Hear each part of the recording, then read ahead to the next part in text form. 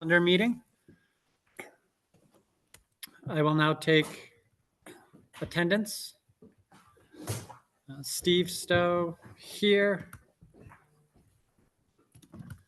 John, First Vice President John Riccatoni. Here.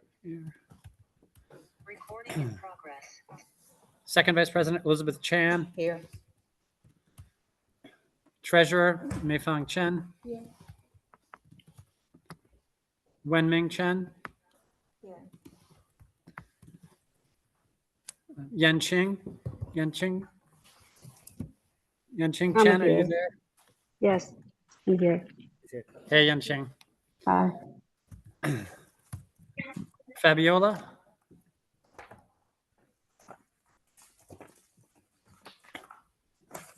Fabiola, are you here? Okay, we'll come back to her. Sabrina McNamara. Here. Got it. Thank you. Maya Rosenblatt.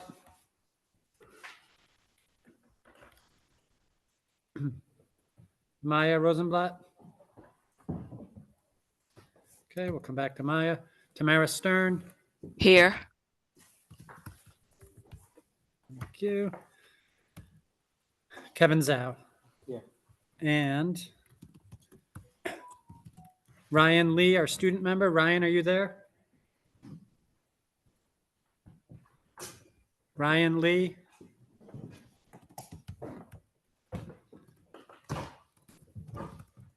Okay. Just taking one more check. Fabiola, are you here? And Maya Rosenblatt, are you here? Okay. So at the moment, we have 6 people in person, so we do not have a quorum. So there will be no voting actions, but we can continue to conduct the meeting. So tonight we are here at PS 310, the School for Future Leaders, right? Yeah. And we would just like to thank Principal Hong for the delicious food and the hospitality. As at all our meetings, we will have interpretation in Arabic, Mandarin, and Spanish. You will see these interpreters in the participant list, and they will post their information in the chat. Our interpreters will now introduce themselves. Could our Arabic interpreter please introduce yourself? مساء الخير على السادة الراغبين في الاستماع إلى الترجمة باللغة العربية. الاتصال بالرقم 347-966-4114 وبعد ذلك إدخال الرمز 684-006-024 وبعد ذلك علامة الشباك. مرة أخرى على السادة الراغبين في الاستماع إلى الترجمة باللغة العربية الاتصال بالرقم 347-966-4114 وبعد ذلك إدخال الرمز 684-006-024 وبعد ذلك علامة الشباك. Arabic announcement has been completed. Thank you. Could our Mandarin interpreter please introduce yourself? 请在线上在会议里面的人员如果需要中文翻译，请拨打347-966-4114。打完这个号码之后，麻烦你打618-616-518加一个井号键。我再重复一遍，请打347-966-4114。打完这个号码之后，请打 ID 618-616-518加井号键，那你就会接到中文翻译的线上。那线上有同步翻译，谢谢 ，Thank you. Thank you. And could our Spanish interpreter please introduce yourself? Buenas noches, esta reunión contará con interpretación al español. Para accesarla, por favor, marque desde su teléfono el número 347-966-4114 y el número de la reunión es 833-563-028, seguido de la tecla de numeral. De nuevo, el teléfono es 347-966-4114. Número de identificación de la reunión 833-563-028, tecla de número. Estaremos colocando la información en el chat para futuras referencias. Muchas gracias. End of Spanish announcement. Thank you. Thank you.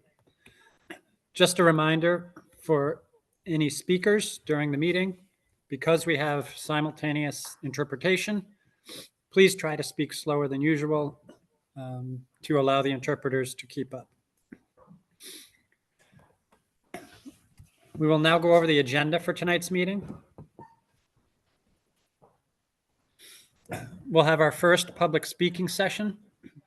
Then we have two individuals here with us from the New York City Public Schools, Office of Community Schools, and that will speak about the after-school program funding situation. We will then have the report of our district superintendent, Dr. David Preto. That will include presentations from 6 middle schools, as it is now middle school application season. We'll have a report of council president. We'll briefly assign CEC liaisons for the 3 new schools. Then we'll have our second public speaking session. If we do not have in-person quorum, which we currently do not, we will not have the vote for recording secretary. And then that will conclude the calendar meeting agenda. I just want to take a quick moment and look at the participant list. I always like to recognize our elected officials who are here in person with us. We have State Assemblyman Lester Chang. And I'm just looking in the chat. If you're in the chat and you're I see from Office of Assemblymember Bill Colton's office, Imam Ahmed Ali, and Tony Krupchin from Councilmember Justin Brannon's office. And we do thank, and if there's anyone else from elected officials, please you can please add their office. Oh, I see Francis Brown, as usual, here from Senator Iwan Chu's office. So thank you for your participation in our CEC 20 meetings. Yes, I did. And we also have with us here from City Councilwoman Susan Zhuang's office, Joyce Shi in person. We'll now have our first public speaking session, and we'll prioritize individuals who are here in person, and we will prioritize our in-person elected official. If Assemblyman, would you like to speak? Sure.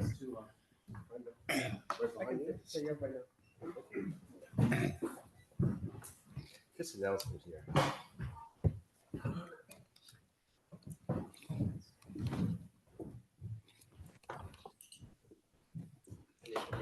Okay, well, thank you. Thank you very much, Stephen and David. Thank you very much. And thank you for the board being here. I know it's a very tight event. Good afternoon. Actually, good evening, everyone. I'm Lester Chang, Assemblyman, representing this district.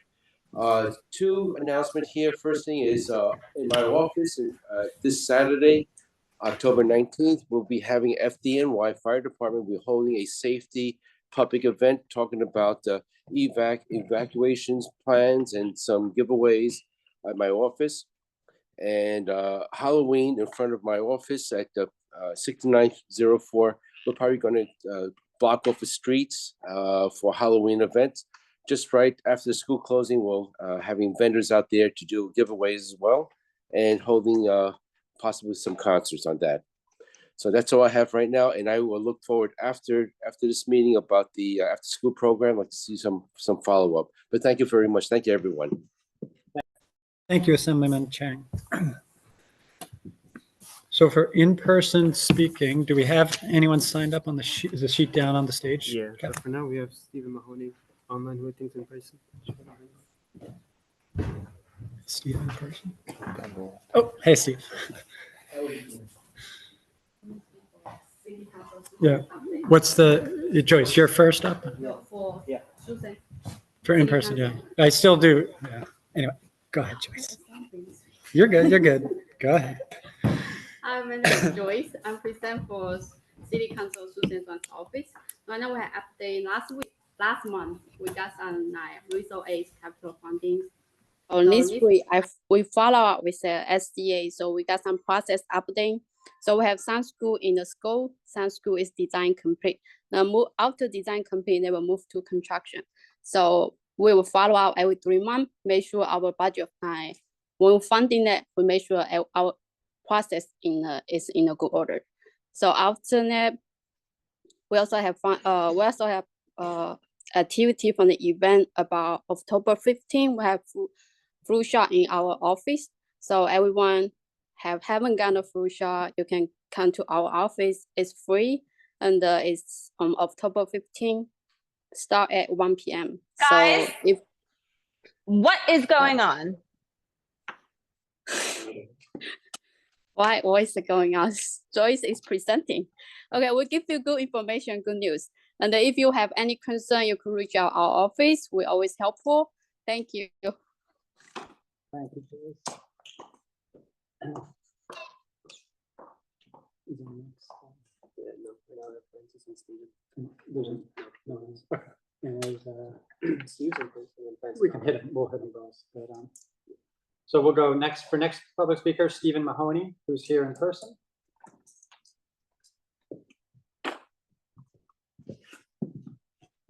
Good evening. I'm Stephen Mahoney. I'm a parent of a child in a District 75 school. And recently, the District 75 Council had a meeting on a Friday evening concerning the problems with busing, which is in Brooklyn. There's kids that aren't even getting to school yet because they don't have a bus. And I want to give a good shout out to Tamara, because she represented our borough president there. And information I'd like to pass on is that there is a form that their District 75 President's Council is asking people to fill out if they're still having problems. Some of the silliness, families with 3 kids going to the same school, 2 are on one bus and the other one doesn't have a bus. So it's like no brainers, put the kid on the bus.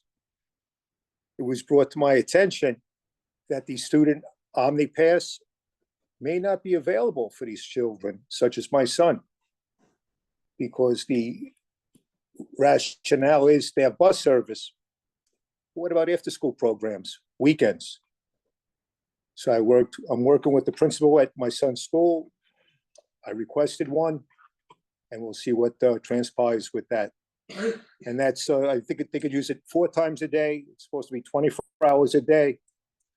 But I don't think my son will be out at 2 or 3 in the morning. But on the weekend, we do things, and that's a help for all the families to have a means of transportation to get there. So just to reiterate, busing's a big problem. And I urge people to get in touch with District 75 President's Council, because they have a worksheet, and to let them know. I had contacted them concerning an accommodation. I asked my son, back to that seatbelt buckle. It's easy to get a para. So DOE doesn't have a means to have this cost-effective method be available to children to keep them safe back and forth to school. But I was able to open up my son's IEP, but there's a disconnect between the school and an OPT, because there's no code in CSIS for a seatbelt buckle cover, as ludicrous as that sounds. Because even when you check off other, there's no code. And that's basically it. I thank you for your time. Thank you. Our next speaker, I believe is online, Frances Brown from Senator Ewan Chu's office. Good evening, all. Shana Tova to everyone who had celebrated Rosh Hashanah, and I hope you have an easy fast coming up for Yom Kippur. Happy Italian Heritage Month as well to those celebrating. We have a couple of community events that are coming up that I just wanted to let you guys know about. On October 20th, we'll be having a Junior Knicks event partnering with Madison Square Garden and the Knicks that children ages 6 to 14 are welcome to sign up for. It'll be from 2 p.m. to 3:30, and I'll pop the flyer in the chat. And then for Halloween, we have a couple of community events that are happening. 2 will be on October 26th. One will be at Seth Low from 11 a.m. to 1 p.m. There'll be a costume contest with prizes if anyone would like to stop by there. And then as well, there'll be on the same day, October 26th, the street will be shut down with NIA on 11th Avenue between 66th and 67th from 12 p.m. to 4 p.m. with performances and blow up games, like face painting. And then as well, we'll have trick-or-treating at the office with the senator on actual Halloween. Yeah, and so that's all of my announcements. I hope you guys have a great rest of the meeting. Thank you, Francis. Is that it for speakers? Yeah. Cool. Okay, so that will conclude our first public speaking session. Kevin, where should the speaker? And I want to say, because I'll be asking Yeah, questions I'll and move. stuff. Okay. استناني So أسأل بعض. we have with us tonight, as many in this meeting know, for the What- last several months, there's been quite a bit of discussion about after-school funding in really citywide, and we've been focusing on District 20, obviously. Just to give some quick background for anyone who isn't aware of the situation, there was a new state funding program this year called LEAPS. That funding, it resulted in less funding for District 20 schools than in past years. The state provided some emergency funding, $3 million worth. The Department of Education provided an additional $5 million. And that $8 million was distributed or announced to be distributed to some schools to make up for the lost state funding. So we have with us tonight 2 individuals from the New York City Public Schools who are going to help answer some of our questions and provide an update on after-school funding that's been made available for District 20. And I'll introduce those individuals and they can come up here and sit up here and speak.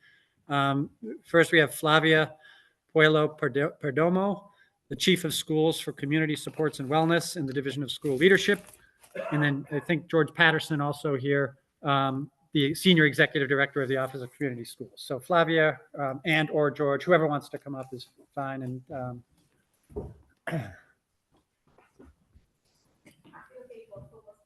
absolutely. Yeah. No. Just you.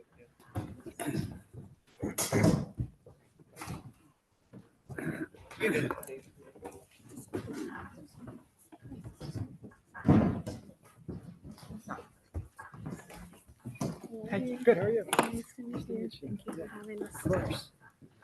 Thank you for coming all the way out here. We actually have been spending our day in Brooklyn today. Okay. So I'll share Worked out. more of that, even though I had to make a short Yeah. travel back to Central and then here. But so good evening, everyone, and thank you so much for your CEC for allowing us the opportunity to be here tonight, and for your superintendent as well, and for the work that happens in District 10, District 20. As I was introduced, currently I lead the Office of Community Supports and Wellness centrally, but just so that people understand like what that is. So we are responsible for supporting community school initiatives. So we have 421 community schools across the city. We also support attendance interventions and support citywide. In addition to that, I also lead the work of the students in temporary housing, students in foster care, and our wellness supports program for the that more specifically support all of the physical and health education teachers citywide. But more than all of that, I come to you as a former DOE teacher, former DOE principal, former deputy superintendent. So I'm incredibly blessed to have a career of now going into 23 years in the New York City Department of Education, and couldn't be more proud and privileged of the work that we do for children, and know that we have to continue to do even more. And I'm also a parent of a DOE student, which I think also has brought a whole nother perspective as I look at myself and I look at the work and I look at the needs. Before I jump right in on the topic of after school, I want to make sure that my colleague, George Patterson, introduces himself, and then we can delve in, give you kind of like a quick overview of what after school looks like and across the board and for your district.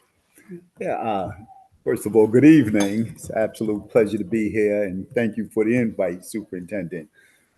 George Patterson, Senior Executive Director of the Office of Community Schools. I also lead the My Brother's Keeper and My Sister's Keeper initiatives for New York City Public Schools. Like Flavia, started out my career as a teacher, assistant principal, and also principal. And I am now my 25th year. You beat me by 2 years, is that right? With New York City Public Schools, have children that have gone to New York City Public Schools, and happy to be here in the role of a leader, in the role of a parent, and really just in a role to dialogue with you to try to figure out some next steps. So I'll start just by giving a quick overview of what after school supports look like in the city, and then I'll focus a little bit on what they look like for your district at this time. So centrally, we support over 900 after school programs across the city.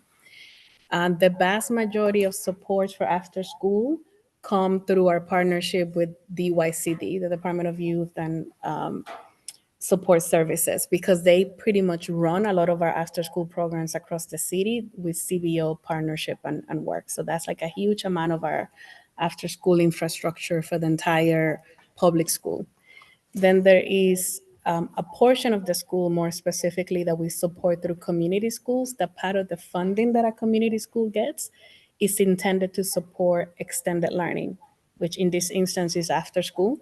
And then we have grants and other opportunities like Now Leap, who used to be called Empire and Advantage back in the day. But the same way that, I'm proud and happy to see that we have been able to manage all of these partnerships and collaboration to have well over 900 after school programs across the city. We do have over 300 schools citywide with elementary school grades with no centrally supported after school programs. That does not mean that in these instances, those schools through the school funding or other supports may not have some of this program. All that this means that there's not a direct allocation going from central to support those school communities, which is something that, I make it a point to communicate and to continue to think and be strategic about what that means and what that looks like. I know as a parent, my son does attend a school that has DYCD program, and I benefit from having after school. And it was challenging when he was a baby. He started that school with some of our new innovative work around pre-K and 3K. And for those programs, those supports are not there. So as a parent, then you have to figure it out. And I know for me and the work that I do across the city, knowing that my son is well and is taken care of is key, so that I can then do the focus and the work that I have to do. Now, at a local level, if I speak of the supports and the work that we do centrally that touches on District 20, there are 30 programs that we support across District 20, across your 44 schools, either through community schools or through the YCD partnerships. And there are 5 community schools that you have. There are 29 schools in your district that are either supported by Beacon or supported by Compass Elementary or Compass Middle School. Those are the Beacon and the Compass. Those are DYCD supported programs. So 29 schools have this support. There are currently 13 schools across your district that do not have a central supported program, right? And I say that with, again, the caveat and the understanding that this doesn't mean that the principals and the schools might not have the resources of the supports or are actually running their programs. So for me, as an example, I was a principal in District 7, just as an instance. And I used to have a partnership with a couple of CBOs within my community where we ran programs that were not centrally funded and were allowed it and were provided an opportunity to benefit the kids that were not run by Central. Now, in kind of switching gear and speaking to the specific change that happened with Empire, I felt first want to underguard that we value the commitment, the passion that this EC have put into these efforts, because this is something that as this application was changing, we began to feel a little bit concerned because there were multiple changes that happened through that RFP. And an RFP is just like an application that's a competitive process for people to apply to the state grant. So what had happened historically was that for this particular state grant, school districts could apply on behalf of schools and in partnership with CBOs. In this instance, the process was shifted in addition to some other requirements to the grants, where no longer the district or the school was the applicant. The applicant became the CBO, which the gist seems like something simple, right? Because at the end of the day, the CBO also had to get sign off from the superintendent to be able to submit the application to the state. I think the piece that I'm still engaging and going back and forward with OCFS, which is the office at the state who provided this change, was that while we're super grateful about their partnership and what they did, we know the infrastructures and the needs of New York City much more specific than they do. So with then kind of removing the district from the process, that also sometimes hinder our ability to really narrow down and look at like where the gaps are, right? So for these 13 schools in your district, for example, that at this time don't have centrally funded programs, I yet don't have the final information from the state into the total amount that were funded through this now LEAP grant.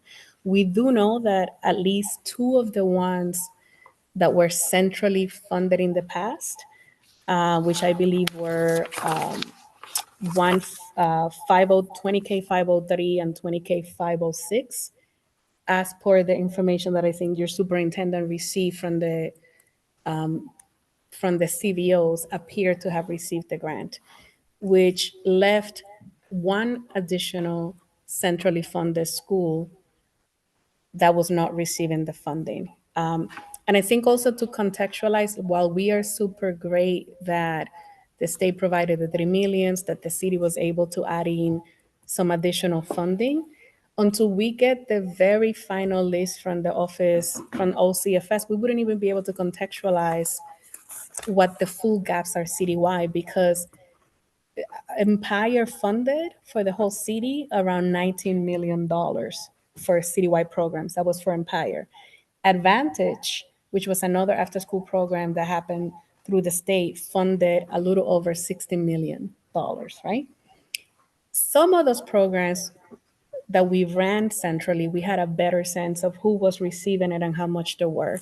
In the case of your district, there were only 3 schools that were centrally supported, which were 185, which we did provide funding now with this SAM allocation, 503 and 506, which are expected to receive the money from the state.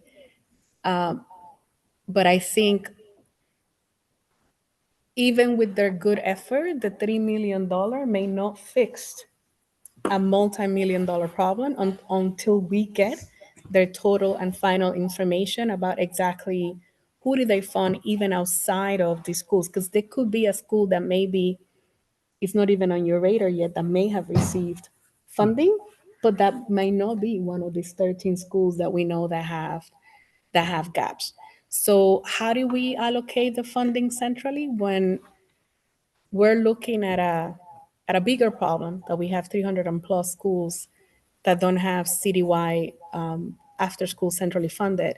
And you're trying to avoid being arbitrary, and you're trying to also be thoughtful because you don't have a pie that covers everybody. What we did was focus on providing the funding that we received to the schools that were previously centrally funded with that pot of money. Now, if I had it my way, and I think that to me is part of the biggest conversation that we need to have, we need to continue to create that energy and a sense of working together so that any school across the city that has elementary school has a viable program for parents. We live in a very expensive city.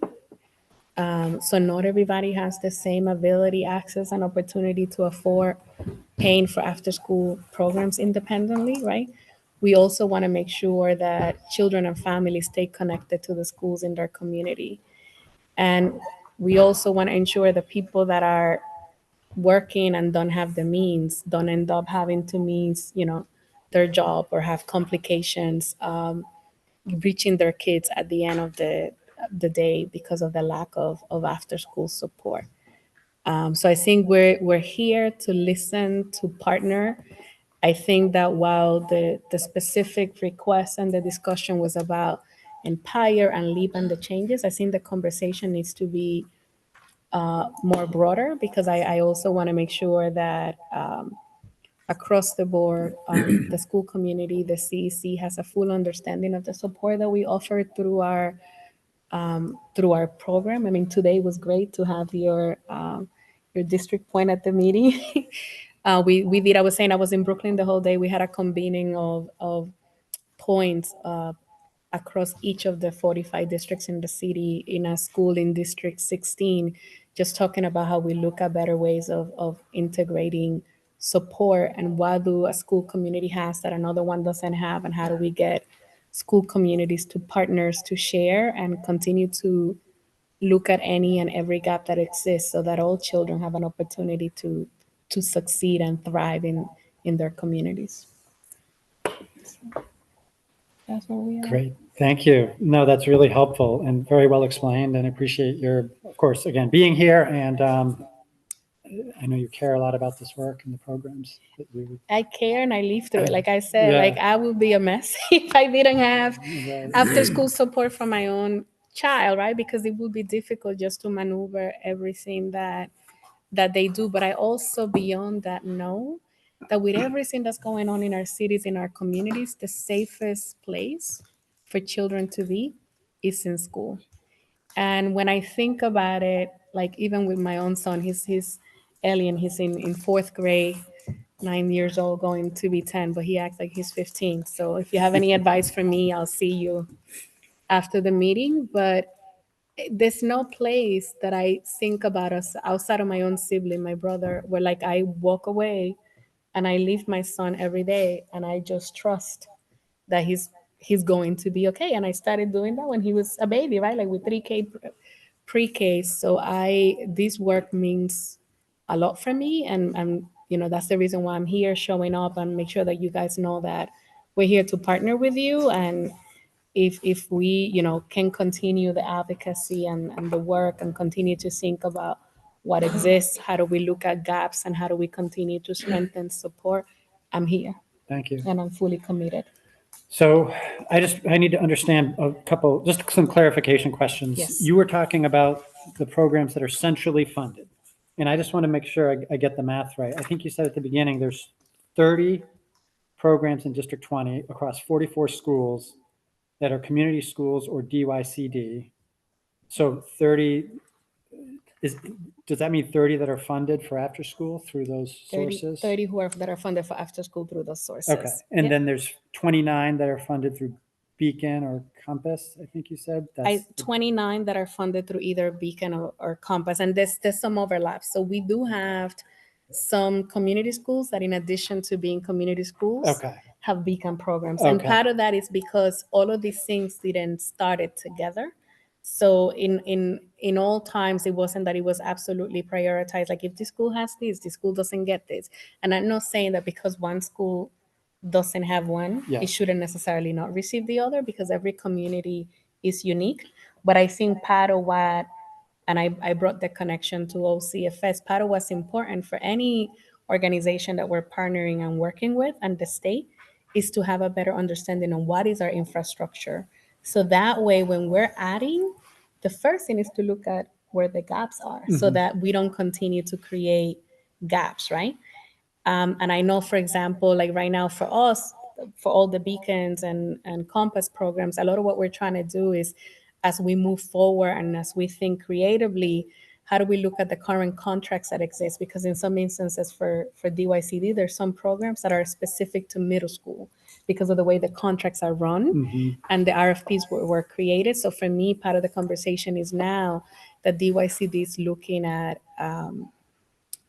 potentially releasing a concept paper in the near future that can we use that as an opportunity to expand more seats in places where you already have seats that might be just for middle school that can be expanded to elementary, or C, can we also create this as an opportunity for the city then to have a commitment about additional after schools programs across the board where there are gaps that exist, and that's for coming. They're in the process of working Okay. through that. The RFP hasn't been released. They're going to be releasing a concept paper and doing a lot of community engagement in the very near future. Okay. And Flavia, included in those 30 that are funded centrally through DYCD, that includes the Sonic Correct. grants as well. So Sonic is the middle school specific Yep. funding source. It stands for Schools Out NYC. So schools in the district, especially K to 8s, may have after school offerings that are specifically targeted only for middle school students and not for elementary students. Absolutely. So help me understand. I'm just trying to understand the difference between what you both just said. There's 30 or so schools that are funded by centrally funded. I don't know what the term is. But then, Flavia, you had said there were 3 that were centrally funded. You said 503, 506, 185.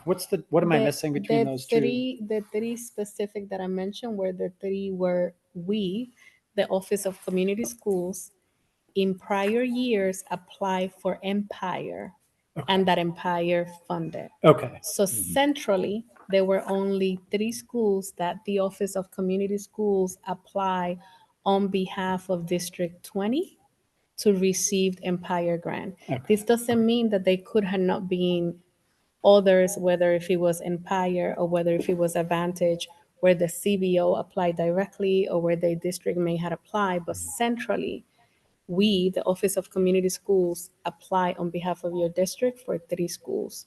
2 that we know that are going to be receiving the funding moving forward directly through the district, through the CBO, not through central. And then the one that, because of the $3 million that the state provided, we went back and say, we know that you didn't receive the grant through the state and you were previously provided, so we're going back to provide you that funding. Okay.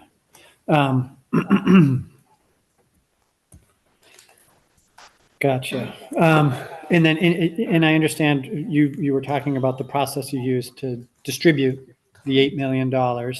And so just to confirm what I heard you say, every school that received some of the $8 million was a school that was receiving, that was previously receiving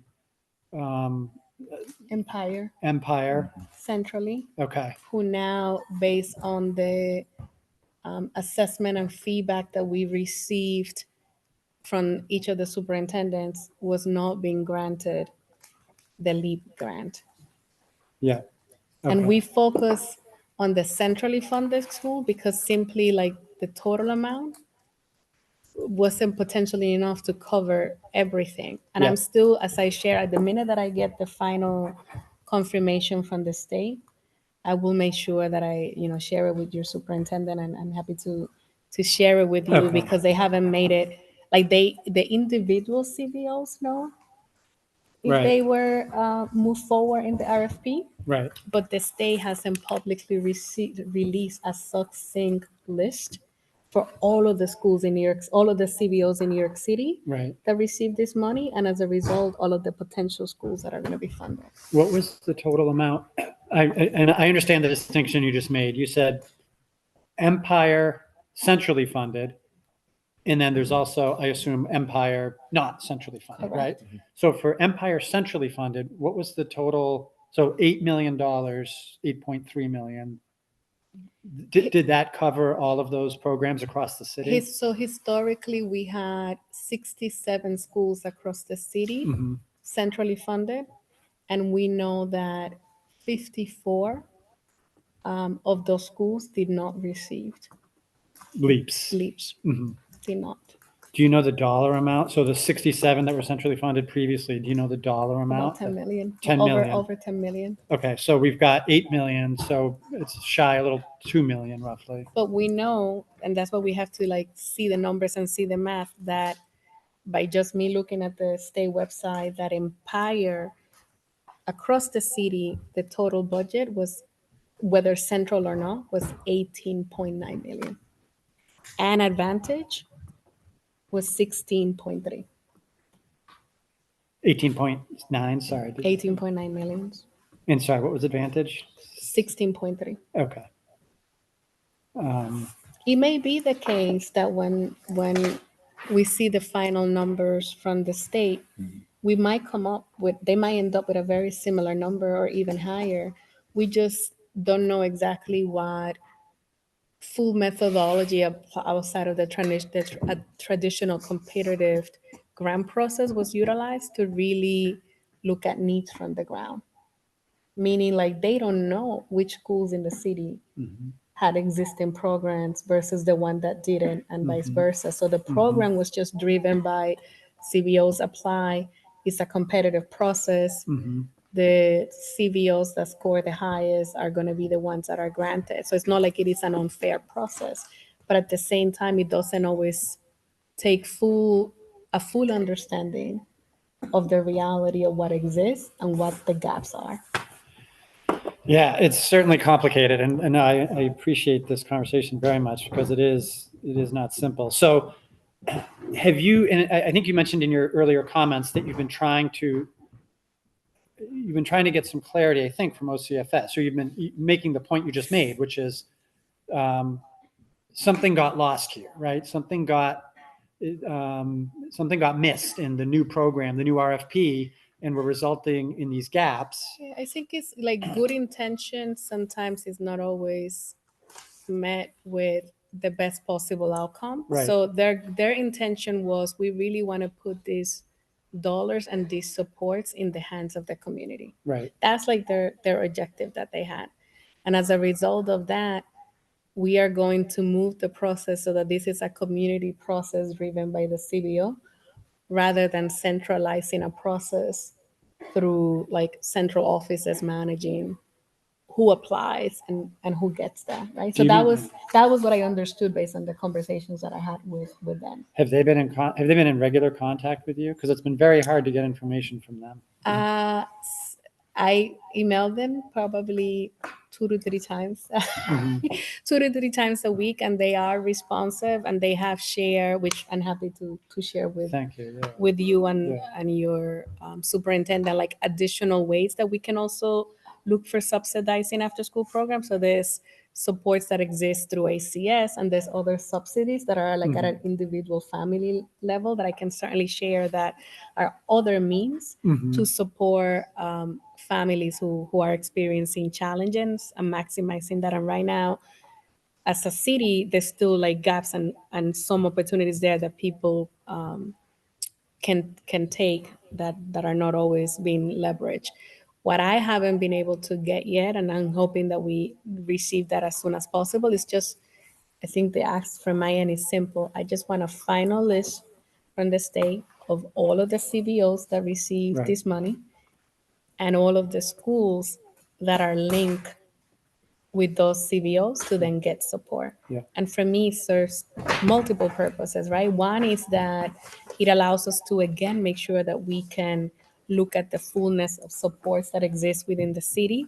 It also allows us to be more thoughtful about other opportunities that exist. So for instance, the Office of Community Schools is also engaging the state level in other areas to talk about 21st century grants. And 21st century grants can also be utilized for after school. As I mentioned, similarly, DYCD has their own processes, and I know that they're going to release in the, hopefully in the near future, their RFP. So when I have all this information on my team, then when we sit at the table, we are better empowered to advocate and to say, here's where we know that there's communities who are in need and where these programs don't exist. That's also the information that when I meet with electives and when I have an opportunity to speak in front of council and work with them around like opportunities to collaborate about resources, we can be like more thoughtful and more coordinated about where we know that needs exist. Great. And just final question from me, and then I'll see if anyone else has questions. An important thing here is this is all only for 1 year. This 8.3 million, this is 1 year. Correct. And so what's the goal for next year? What are I think you've been kind of talking about some of your goals, but if you could just summarize for us, what's your vision for next year and how to make this better next year? Yeah. So I think it's different layers, and I cannot even wait for next year. It's like it's now, right? Mhm. And now is like being able to do more of like what I'm just doing now here, which is like partnering with CEC, partnering with superintendents, getting out there so that the communities know all that exists and maximize all of the usage or after school programs that we have available. We do have a high percentage of participation in after school, but we still have places where we have seats that are not utilized. So part of what I'm doing right now is first looking at utilization. So not just do we have the programs, but how are the programs being utilized so that if needed, we could also look at reallocation of seats within a district or within the city. A lot of the work that we're also doing is around improving the quality of what's happening after school in alignment with what happens during the day, right? And by that, I don't mean that our children should be, they should have other opportunities to learn and engage differently in after school, right? I drop off my son every day in school at 7:30, his dad. Usually I'm in my way to work, but at that time, so I don't want my son to be in after school until 5:30 p.m. doing like after school has to be fun, right? But it also has to have linkage to what's happening during the day so that children can learn and we can maximize the resource that we're putting in place. I think what are we doing now? I think it's about communicating the needs that exist in each of the districts with or without this gap that you're flagging, right? Because the money that the district received, even if every single school that we can think of that had a connection to LEAP or Advantage, to Empire or Advantage will have received it, will have not covered all 13. So we need to look at like what's happening now at each of these 13 schools. Are they Title I schools? Do they have other programs running and other supports?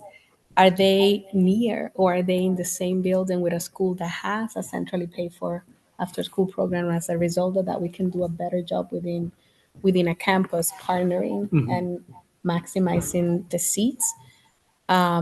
The other piece is really around like the advocacy, and both at a local level and at a state level. So as I mentioned, when we just met with the state for other related matters, because some of the community schools that we support are paid by 21st Century Grant, and we know that the state is working on additional potential funding to 21st Century Grant. We put at the forefront that we want to ensure that if there's possibilities that we apply for grants connected to after schools for the city for this area.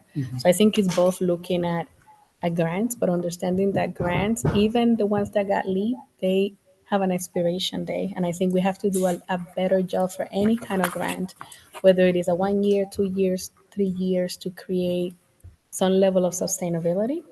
Similarly, we need to do some work across our city to ensure that we continue to look at ways to have other means of funding after school opportunities outside of grants. And what we're doing with DYCD, although there still needs, is like nothing that's happening in almost like hardly any big district of our size in the country. So I think we also need to celebrate where we are, but understand that we're not at the ceiling and there's a lot more that we could be doing to integrate supports. I promise this is the last question. When is the LEAPS funding for next year start? I'm going to hold you to Yeah, hold me to it. Hold me to it. if I say anything else, just give me the. No, I'm here, listen, and No, but I'm I an do. email away as well when I'm not. When is the LEAPS funding process for next year start? I just want to have that date in our minds so we can make So sure that. LEAP is multi-year. So those Multi-year, schools ugh. that receive the grant Okay. are going to have this grant. I think it's either for a period of 3 or 5 years. I can double. Okay. All right. I can double check and double confirm. Oh man. But Okay. who knows? So we Maybe really need- we can really, work and excite the state Yeah. so Right. much that they Right. realize that they have to Okay. release another part of this RFP. And in all fairness, let me say that because I do have to give the state credit for this. Technically, the Empire grants were due to sunset, due to expire in 2022. And we went to the state and we say, listen, like we just came from COVID. Mhm. I know that somehow many of the CVOs still did virtual or partially virtual. And we told them it is unfair to end this program now Mhm. in 2022. And we understand that that was what the RFP said. We understand that it was what we signed for, but we technically lost 2 years based on the pandemic. Can you do something and help us out? And they did. As a result of that, they extended those grants Mhm. until 2024. But as we see, even with that extension, it still, left us in a challenging situation because I do want to give people Sure. credit where credit is due. So it's not like they are No, that's impossible to really- work and don't understand Yeah. need. Technically, that money was due to expire in 2022. Got it. Yeah. Any CEC members have questions? Anyone online, CEC members online or in person? I just have a very quick question. Go ahead. Ken. It's so complicated, I didn't get a full picture. Will you share the PowerPoints later? I don't have a PowerPoint, but if you want me to share data with your CEC highlighting how many programs, how many schools, I'm happy to do that. Or if there's anything else that I can do a better job to articulate, I'm happy to do that as well. Well, we were more interested to see the process, and another thing we are more interested in is we know that there are at least 3 schools right now they do not get funding, so what's the chance that they can get a share of the 3 million, or are they going to get help? Okay. When you say that you want to be able to understand the process, you mean the process for how the funding was allocated? So for that, your superintendent already has, and I can share a copy of the school memorandum allocation that tells you like how we like identify how the funding was distributed, the expectations for schools and all of the schools that received them.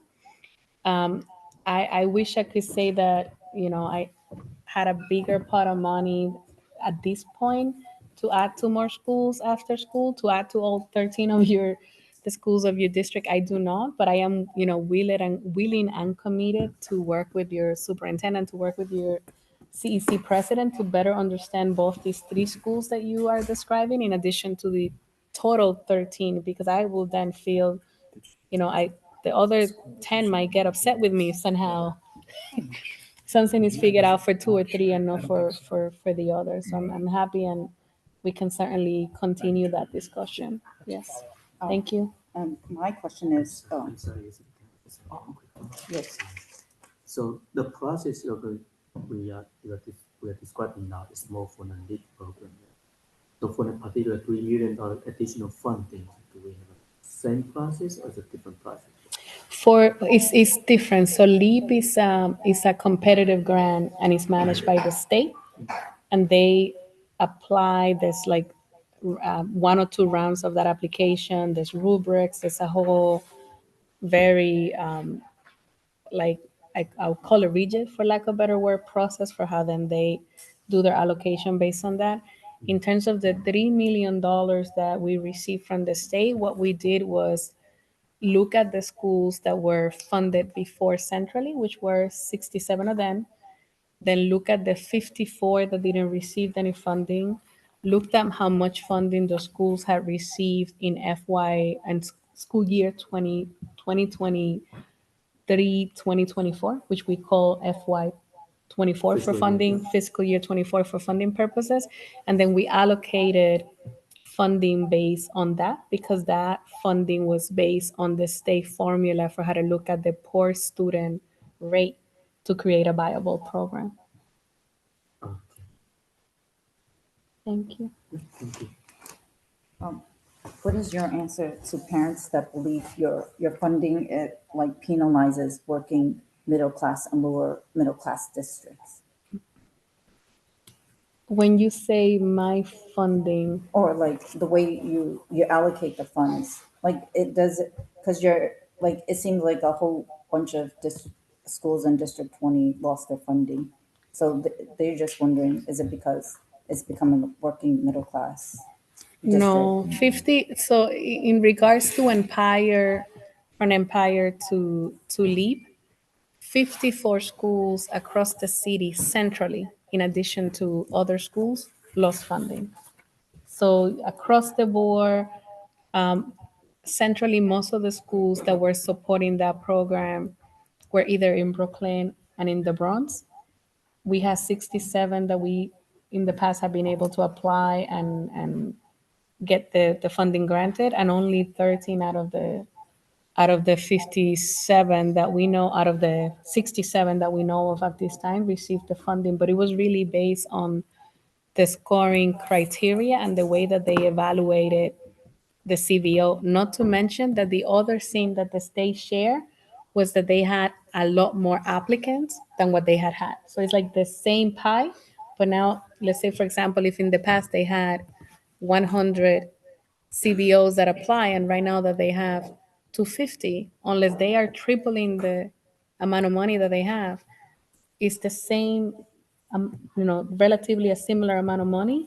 Now you have more grants that were submitted, more people that are applying, so it becomes more competitive, unfortunately. So I think for me, listen, I'm a middle class working parent, so I firsthand understand, and it's not that we're looking at one community and a particular income or other type of, right? Like for me, it's really looking at where are programs that exist, where are programs that don't exist, and how do we look at across the city, especially as it relates to elementary school. But I mean, beyond that, I can share some more of like the information that we have available of what we understand the state did to evaluate their grants. But we, New York City Public Schools, were not the evaluator or the determining of who got that grant. We, in the past, simply were the applicant on behalf of schools, which we are not even anymore based on the current criteria. But So if the people that lost, schools that lost funding, when is the next time they can apply? so that's the question that your president was asking me. So for LEAP in particular, because it's a multi-year grant, it may not be until a couple of more years where they can apply. However, what I am highlighting is that we need to look at other grants and other opportunities that exist outside of LEAP, like 21st Century, that we also need to work in collaboration with our local partners and local electives and assemblymen to highlight those opportunities, and that, like nothing preclude us from, putting a communication together and highlighting to the state that if there's a possibility to do another round or LEAP at the end when we get the final information, that we would appreciate, and we would appreciate working together with them even more collaboratively to ensure that we can cover gaps. Yeah, because like 3 or 4 years to wait for funding is a know. very long time. Yeah. For that one in particular, yes, I agree. Right. Thank you.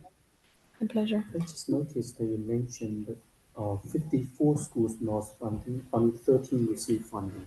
Yes.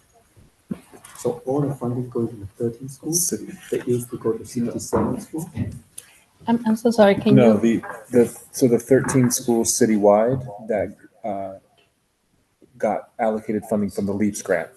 That's so of the total 67 of the total 67 schools that used to have centrally managed Empire or Advantage grants. Only 13 of them only got 13 LEAP. of them got approved The for the LEAP LEAPS grant. funding this coming year, meaning that 54 schools citywide didn't get LEAPS funding. So those 54 schools citywide were the ones that We're prioritized. were prioritized in looking at the 8.3 million that was Correct. made available to support this. And that's our list right here. This Got is that the right, right. 54. Correct. Yeah. Yeah.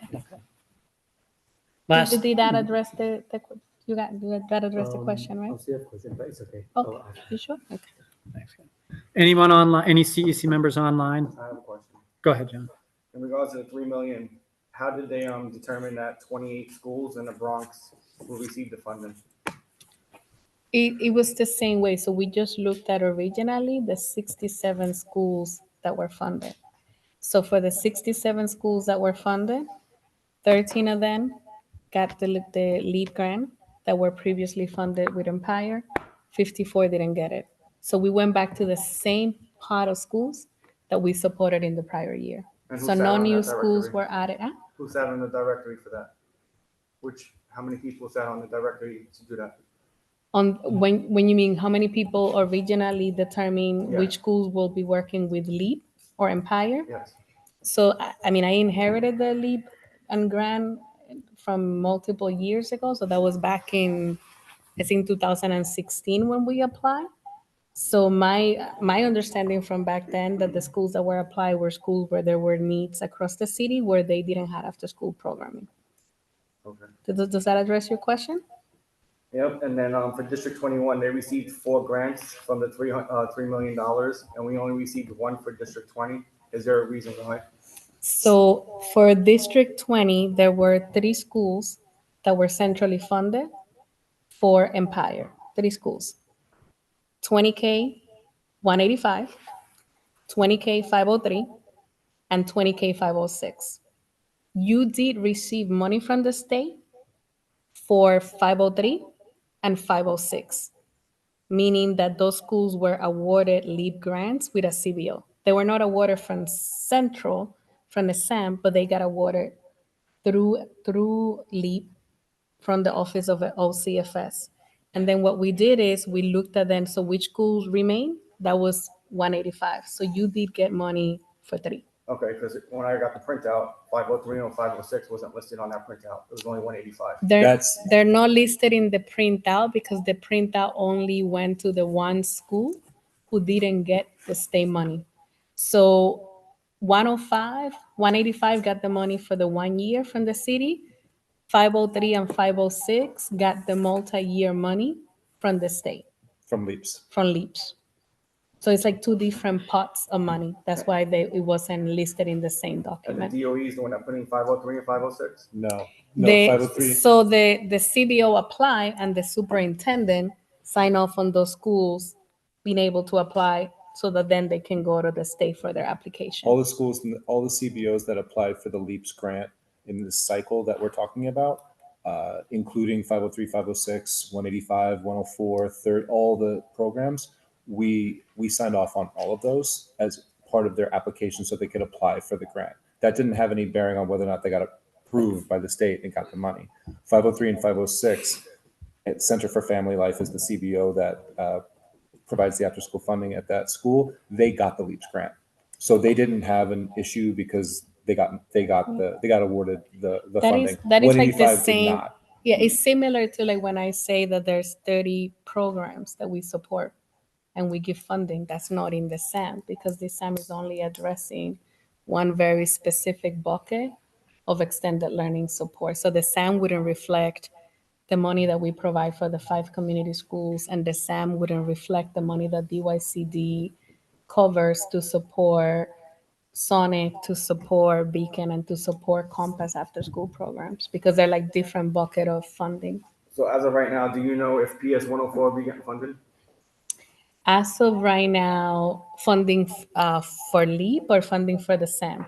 Anyway, So as of right now, I know for the SAM in particular, they're not listed. I think I mean, I'll be happy to have a further discussion. With a middle school. They do have a middle school funded program for 120 slots from DYCD. Thank you for reminding me of that we provide funding for, but that's for 120 slots for middle schools, I believe. and There's- nothing for the low grades. I know that the CBO is providing a fee-for-service program for Fee-for-service. elementary school currently. And is that NIA, NIA? What's that? Is that NIA? I believe so.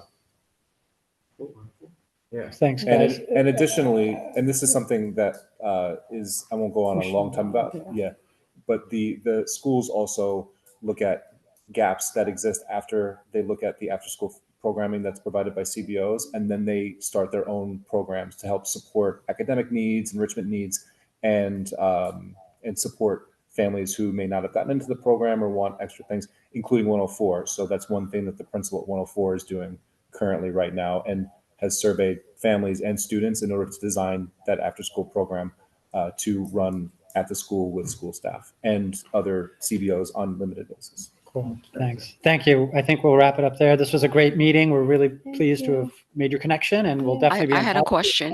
With you here, I think. Oh, So, Tamara has a question. Question. Tamara, is it one question? Go ahead, Tamara, but we do have to move on. Okay. So, thank you for this information. You know, I kind of had like an idea of like how this worked, because I did work for an after-school program for yeah. But is there any way you could put your email in the chat? And also, I know you spoke about us the advocacy, how it helps to do on a local level. Is there any way that you guys could like keep us informed that like when you do go statewide that the parents could also advocate for you guys when it comes to that? Because like I think if you have us behind you, maybe a bigger voice could help, you know. Absolutely. Thank you, Tamara. I don't know which chat you're referring to, but I know you're the chat on the Zooms. Oh, okay. Yeah, just put your email in.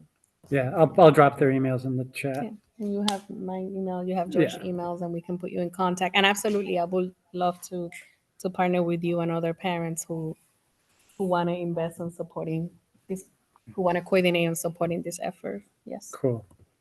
Thank you so much. Thank you. We really appreciate you being here. Thanks for having Nice me. Pleasure to meet you. Yep.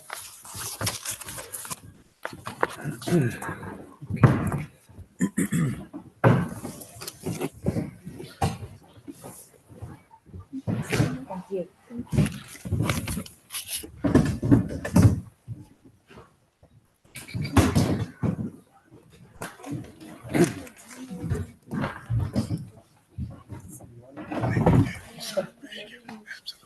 Thank you, sir. Yep. Thank you, Josh. Yep.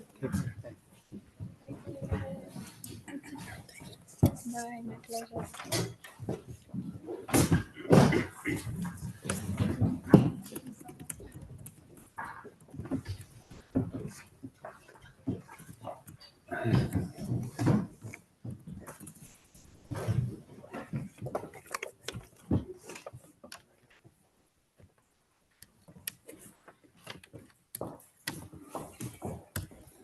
Okay, we will now turn to our superintendent's report. Superintendent, Dr. DeRepetto. So I'm going to skip to the middle school presentations. Today we're going to have a presentation on the middle school and high school admissions process, very brief, but had invited 6 principals from District 20 middle schools to provide some brief presentations on middle school offerings as a preview for larger open houses that are available in the district, and be able to kind of showcase some of the offerings that our middle schools offer. So I have invited first to invite Principal Ditmas Junior High School. Do you need me to unmute?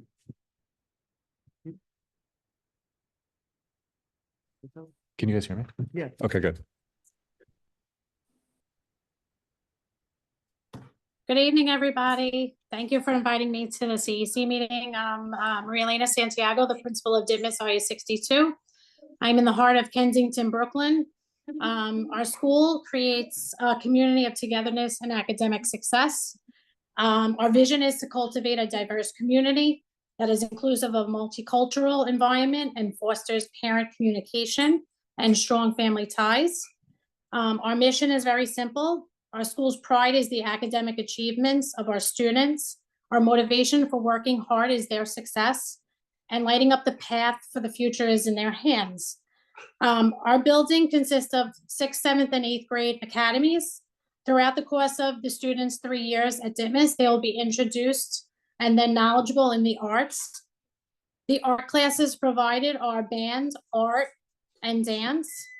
We also partner with Groundswell. Groundswell works with our students and local artists and creates murals around the building that use creativity and fully licensed artists in those specific areas.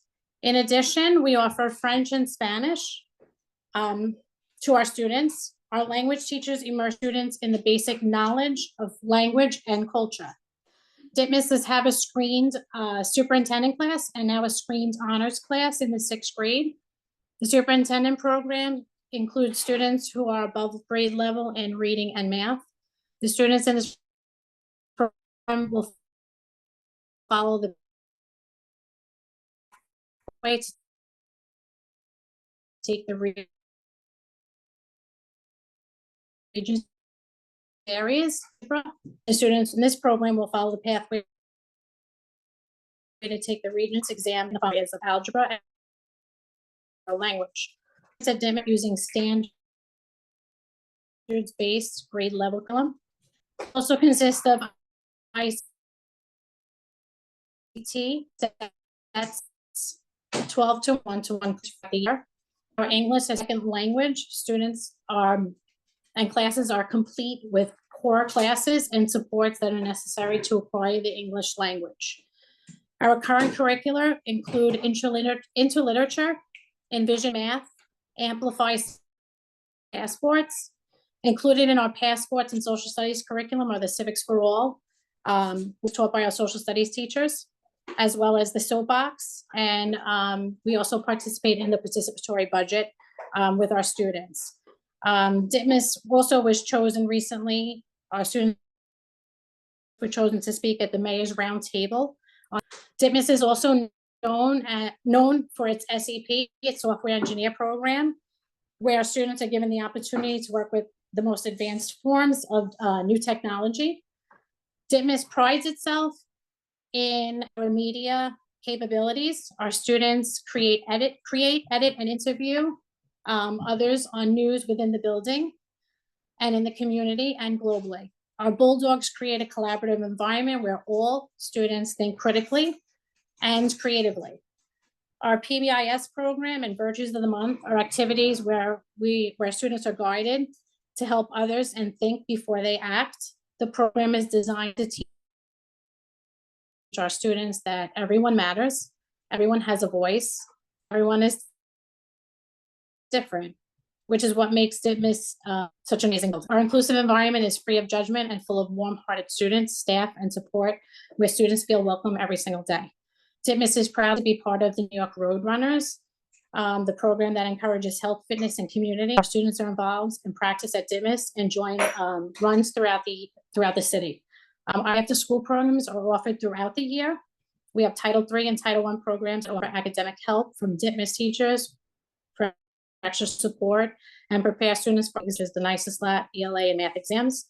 We also offer a plethora of clubs such as STEM STEAM, cheerleading, a book club, a sport program, a spelling bee club, yoga, a digital technology, a ceramic arts, and so much more. Ditmas is definitely a different kind of middle school, but it's definitely a middle school where students thrive academically, grow as individuals, and learn to be critical thinkers.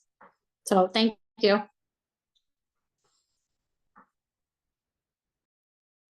Principal Santiago. I'm now going to ask Principal Andrew Frank from Junior High School 223 Montauk to come on and tell us a little bit about the offerings at Montauk Junior High School. Thank you, Dr. Preto. Good evening, everybody. My name is Andrew Frank. I am principal of Montauk Junior High School.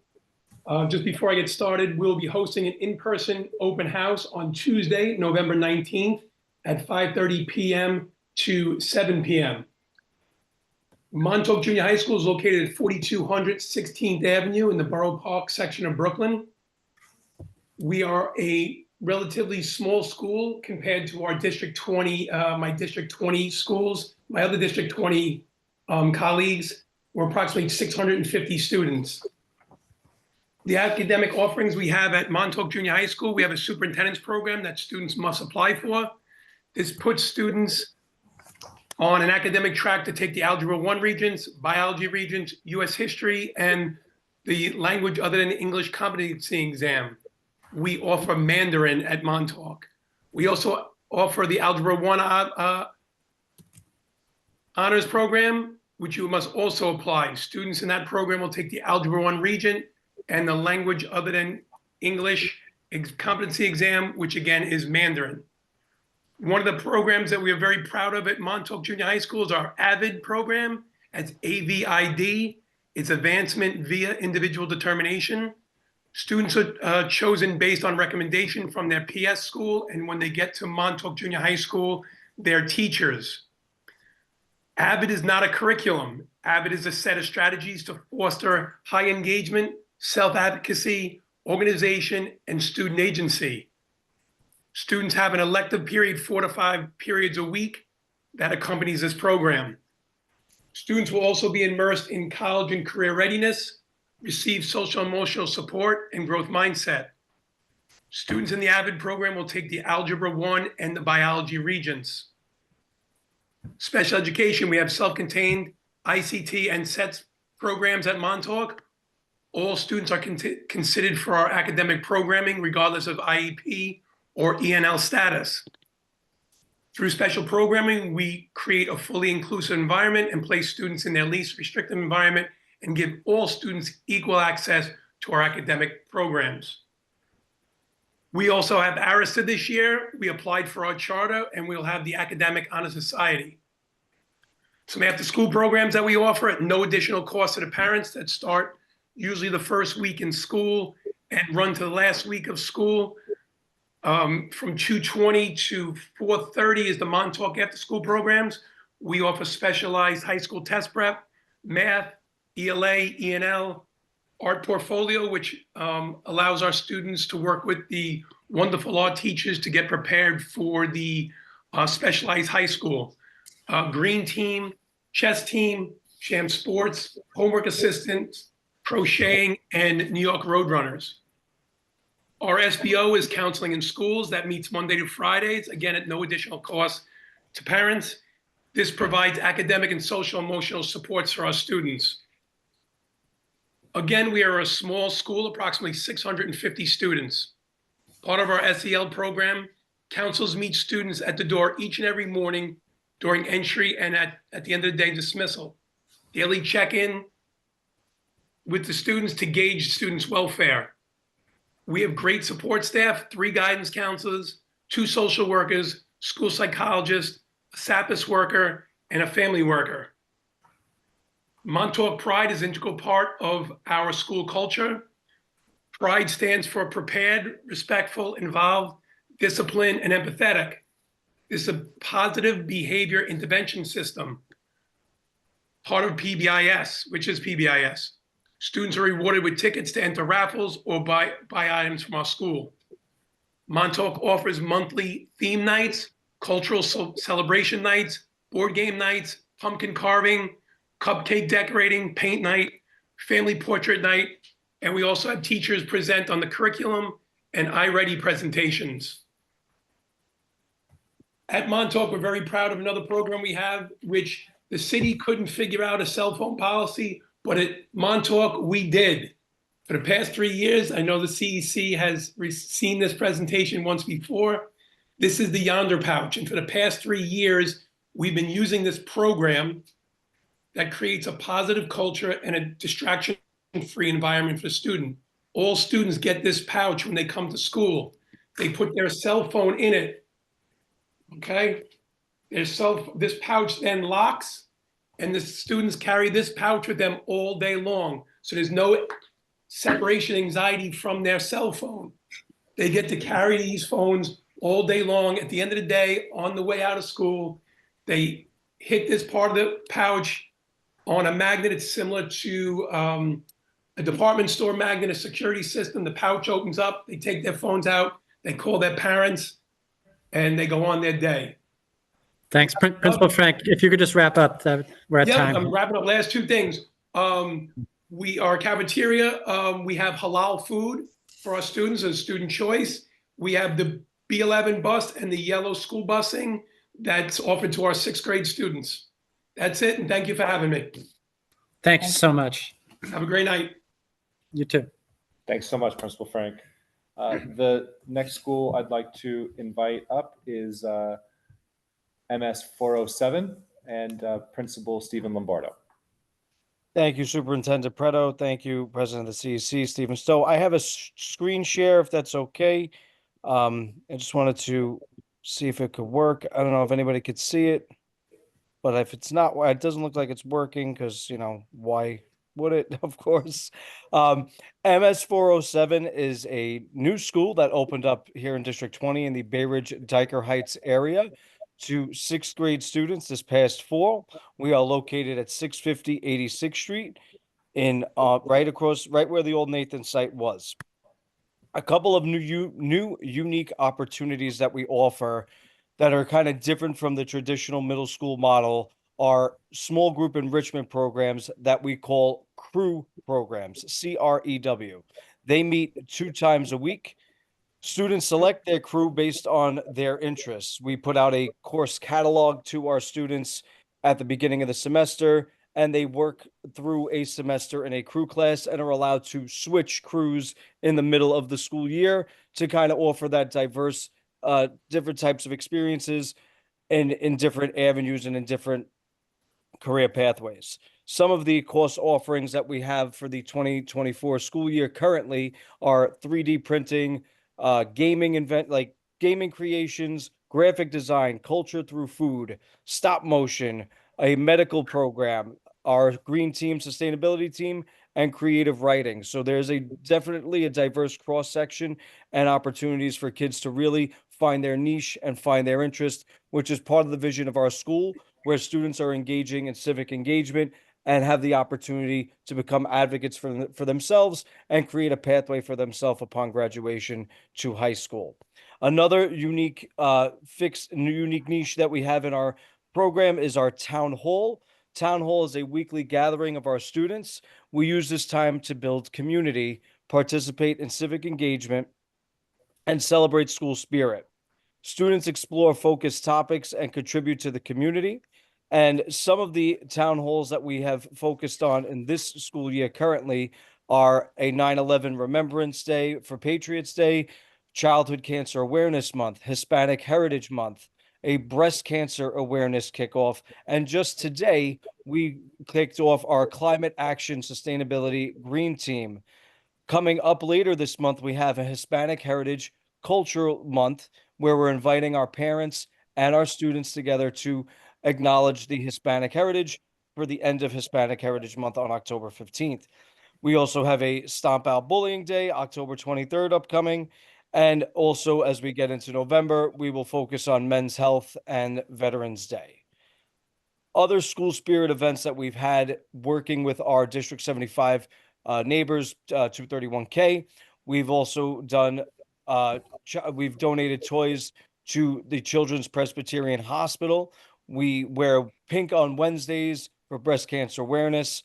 And we are also working this evening. Our parent association has actually found a way to get pumpkins donated. We will be doing a cross-school Halloween pumpkin decorating competition with the whole campus, which is very exciting. So, more to come on that, in later days. I will happily share all this documentation, all the photos with the CEC and our superintendent. Just to wrap around back to our vision and what we're about here at MS 407, we are a project-based learning school focused on STEAM instruction. This school year, we're working with our local parks and landfills, conducting park audits, this year specifically at Diker Beach Park. We are reaching out to our local elected politicians, the parks departments, and other affiliates to share evidence from our park audit to plan for a sustainable future.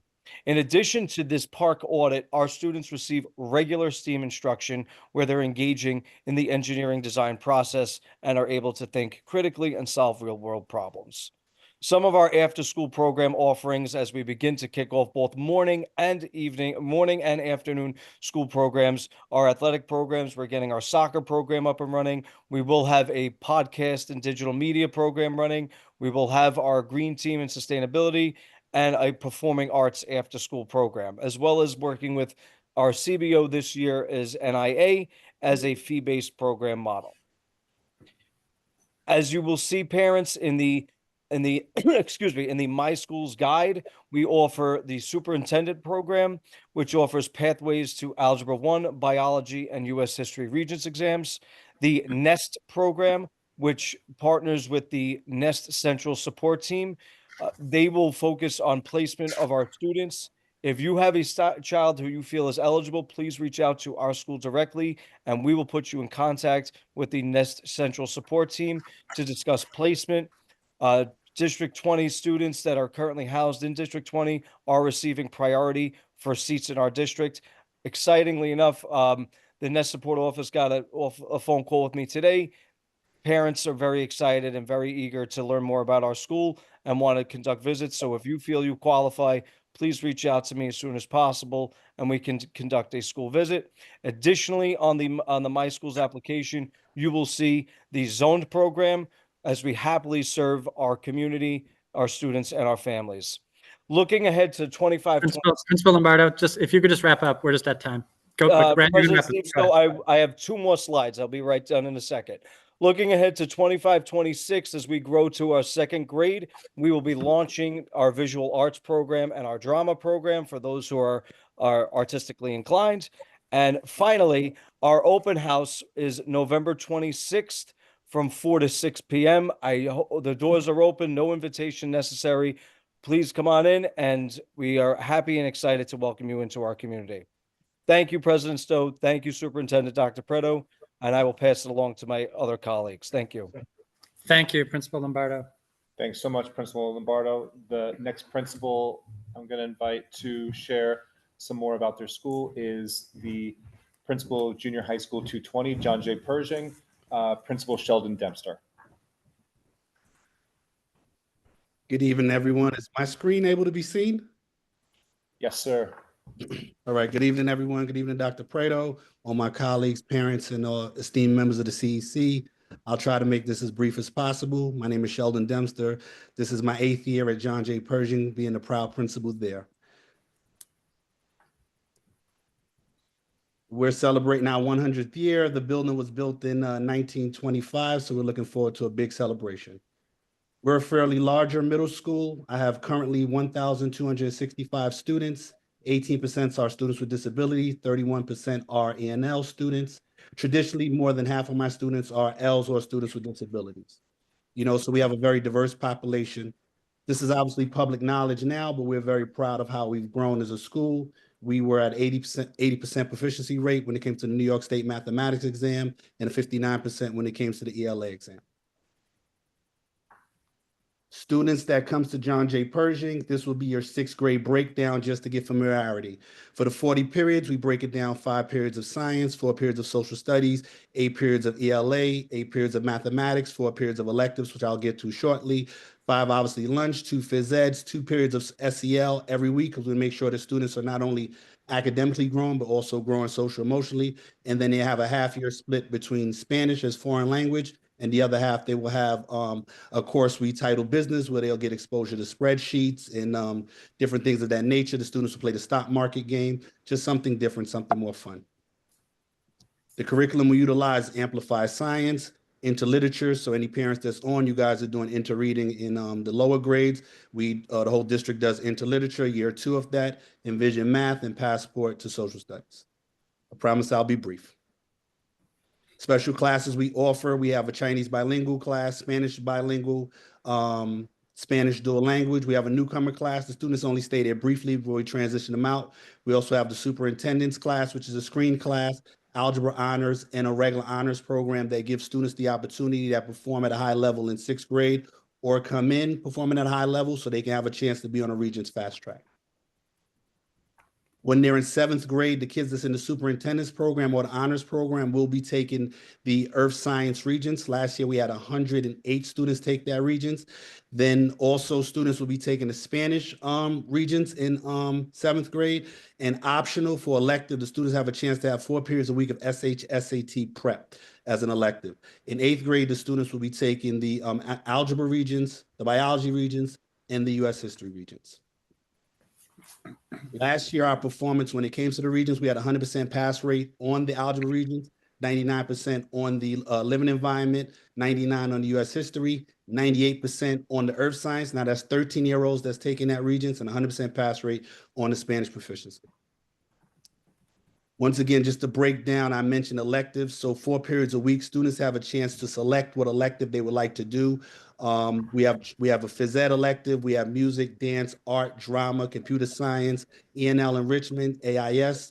Those 4 periods, the students have a chance to even explore a passion they have or get additional support. The music, during the students that participate in music, they gear towards a spring concert and a winter concert. Same thing when it comes to art. There's an art showcase. So during our winter concert, we have a gallery walk where the students get the chance to present their work to the families that come in. Dance also, they get a chance to participate. I also converted a room last year into a full art studio, dance studio, mirrors, banisters, everything like that. So we have a full-time dance room. Excuse me, I'm racing. After school, we have AIS program for those students that need additional support. We have a Title III program to support our ENL students. We have a very large ENL population, as I frequently show. We also have a Saturday Academy for additional academic support or test prep. Teams and club we offer Broadway Juniors. This year we're doing Moana. We've done Bugsy Calhoun. We've done Peter Pan. We've done Grease. We've done a couple of shows there, so that's a program we offer. We also have a mural club. We also partner with Groundswell. This is just some examples of something in our building. We have a boys basketball team that's offered for those students that want to participate in something extracurricular, co-ed soccer. We have girls volleyball team, a girls basketball team. We have a track team also through Roadrunners. We have a debate team also. Just to wrap it up, because I know we had short on time, on the 28th from 5:30 to 7 p.m. will be our open house. I invite you parents and anyone in the community to come and walk through John J. Pershing. We could discuss further. My apologies if I'm racing, but I know we're short on time. Dr. Prado, thank you for this opportunity. Dr. O'Brien's here somewhere. Thank you, everybody in the CEC, and everyone have a wonderful evening. Thank you so much, Principal Dempster. Thanks so much, Principal Dempster. The next school I'd like to invite up is Middle School 936, Arts Off 3rd, and the principal, Frank Proudfoot. Good evening, everyone. Thank you so much for inviting me, CC, Dr. Preto. I'm excited to be here. I could talk, I only have 5 minutes, and I could talk about this school for 5 hours. It's that amazing. We have some of the most talented kids in New York City. And I think rather than hear me talk about it, I'd prefer to share a quick video from our website. Our website has everything you could possibly want to know about our school. Can you all see the screen here? I'm gonna take that as a yes. We can and see I'm gonna play this video for you, and I hope that it tells you everything you need to know. It's just 5 minutes, and let me know if you can't hear anything. And go. Here at Arts Off 3rd, we like to talk about developing the next generation of scholarly artists. Arts Off 3rd is a place where children can explore their creativity while also learning. When you tie learning with the arts, it helps students really understand what's going on. Here in the building, we put equal emphasis on the arts as well as the academics because we truly believe that the two things work holistically. So in the dance program, every single day they are working at creating choreography. In drama, they are working on monologues, putting on performances. In visual art, they're working on things like drawing, painting, sculpting. Even the teachers that teach, math and social studies, they have a love for the arts in one way or another as well. It's exciting. I look forward to going to class every day. We work on musical theater, we study acting. All of the people here are nice and extremely supportive of each other. This school is a really good way to express yourself. and like show your talents. This is just a great place overall to learn. One of the things I find most special about this community is its diversity. We have students of so many cultures and so many backgrounds, and seeing them come together as a singular community is really something special. We're very close in MS 936. We adore each other. We're always working together. Everything we do, even the teachers and students, we all just connect. When you have students that love theater and are passionate about the arts, sometimes in other parts of their life, they might not, fit in for one reason or another. They're kind of bigger than life. But here is the place where they do fit in. We are here to help support each other as a family. Arts Off Third has prepared me for the path ahead by showing me what you can do if you're just encouraged and if you have courage in yourself. The teachers, they're just amazing. They talk to us when we need them to talk to us. They approve of us. The teachers are very accepting and they're very supportive and they inspire you to make mistakes. One of the most inspiring things to see at this school is the way that teachers engage with students in the classroom. And so if you go into a typical science class, you're seeing students doing experiments. The history classes, you're seeing students debate and do all kinds of really hands-on and student-led work. Ideal classroom, and the classroom that we aspire to in this building all the time, is student-centered, inquiry-based learning. In all the different subjects, there is plenty of ways that teachers kind of combine hands-on activities with art and also the learning process too. All of the arts teachers here have come from, their own professional worlds. It's really important to have that when you're coming to an art school because we want to teach them the reality of what the real world is like out there and the things they need to accomplish and the tools they need to have. I want to pursue musical theater, and my musical theater teacher, Miss Rubin, is great at supporting me, helping me with every step of my journey. Arts Off Third has definitely prepared me for the path ahead because whatever major you are, you definitely learn a lot more than what you already knew. And if you want to pursue that as a career, which I do, it definitely will help me in the future if I want to go to actual auditions. Ultimately, the goal is to prepare them for the specialized and arts high schools. When they leave here, they're going to be ready for the auditions, and they are going to have multiple opportunities and multiple potential schools that they'll be able to go to. My job personally is to prepare the students to audition for a performing arts high school. Now, not all will choose to go down that path, but it's my job to prepare them in case that is what they do. So far, we've had really, really great feedback about our students and that they are professional and prepared and ready to go. I actually have friends who auditioned for the school for this year, and I told them that they will love MS 936 and they will love the teachers and you will learn things that you may not learn in any other school. You would want to be here. It's a perfect place for somebody who loves the arts, loves learning. The school is great for art. It has all different kinds of art. It has extracurricular activities. This school is a perfect place for you to, even if you're not an artist, you still can come here and try. We are loving and engaging and supporting, and any one of us would bend over backwards to help you. Here at MS 936 Arts Off Third, we believe that learning is an art. All right. Well, I thank you all very much. I hope you enjoyed our video. Check out our website. Come see what we're all about. We have amazing programs. We have amazing students. I was the guy who should have shaved that day. I don't know if you recognized me in that video, but I thank you all very, very much. Thank you, Dr. Preto. Thank you, CEC. Thank you, Principal Proudfoot. Thanks so much, Principal Proudfoot. And our last principal to present on their middle school offerings of the school is the principal of PSIS 686, the Brooklyn School of Inquiry, and Principal Eric Havlick. Thank you, Dr. Preto, and thank you, members of the CEC, for the opportunity to come out tonight and present what we do at BSI. I would love to share my screen.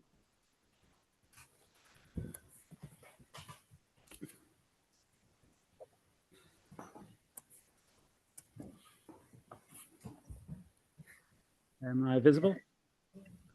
Yes. Great, thank you.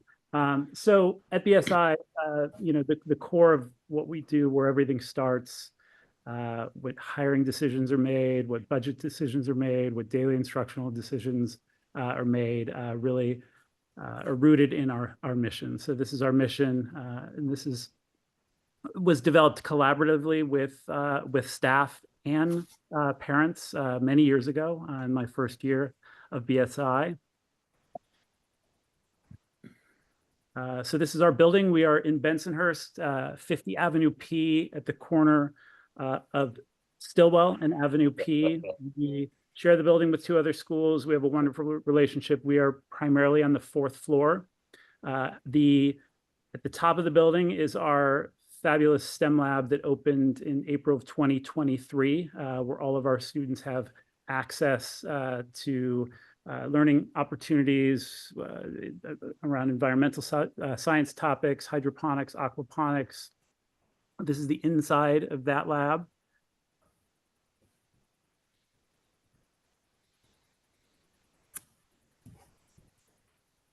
So at BSI, we're a progressive school, truly rooted in project-based learning, hands-on experiential learning. So going into it, this is common to see, scenes like this when you enter classrooms, kids working on projects. On the left, you have 8th graders dissecting a fetal pig, actually. So really, really engaged in the learning. We also firmly believe in the power of a Socratic seminar. So on the left, this is a social studies class. Socratic seminar is a rich discussion that's student-led to dive deeply into a certain theme or a question from a novel or a piece of some other piece of work that students are studying. On the right, that's an erosion table. So in science class, kids are observing, making notes on what they're observing.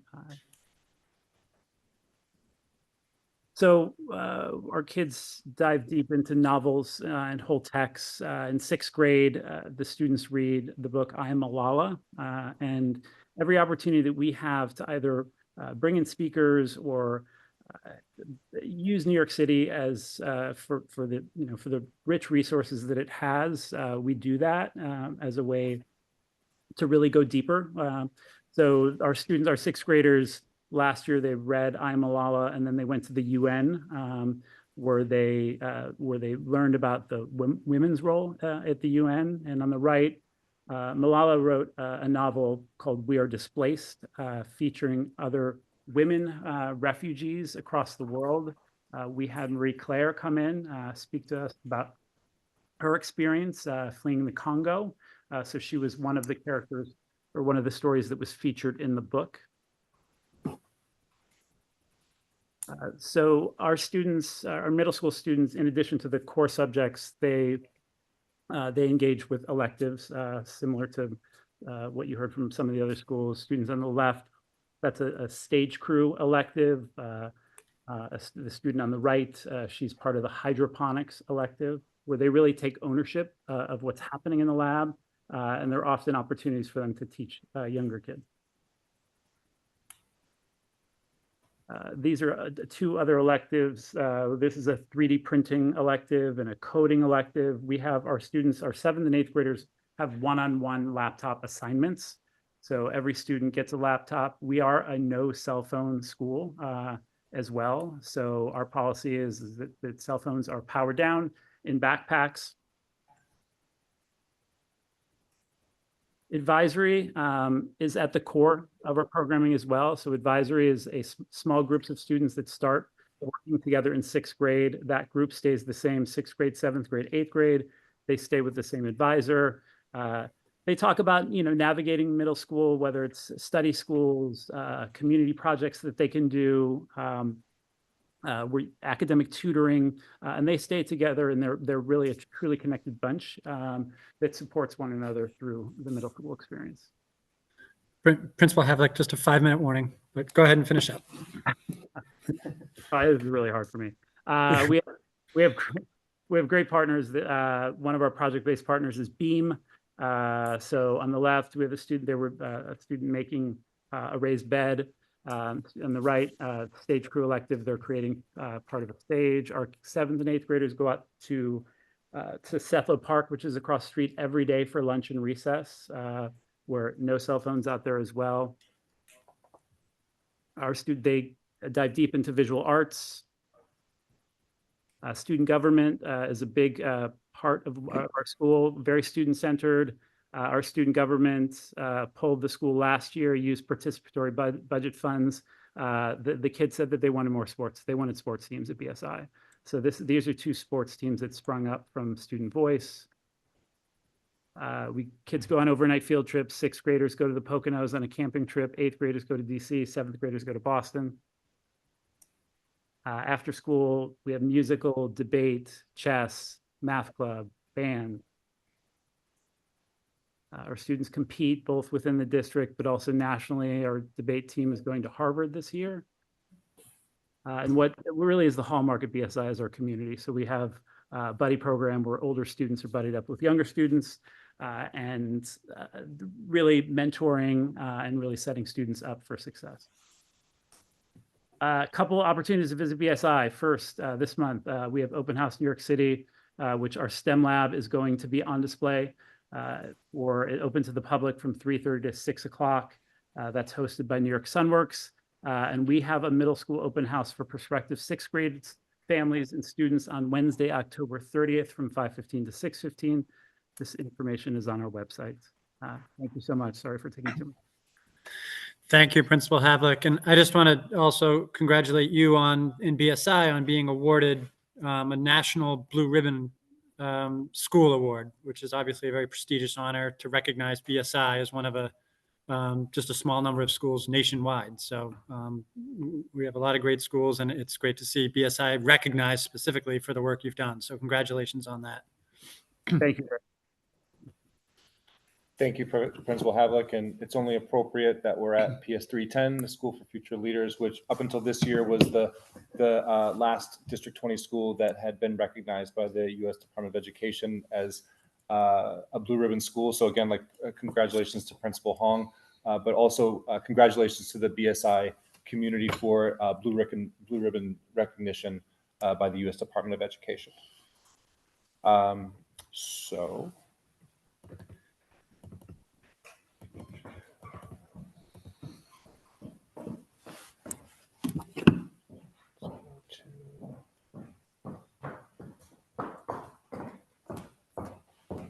So I'll work backwards here from my presentation, but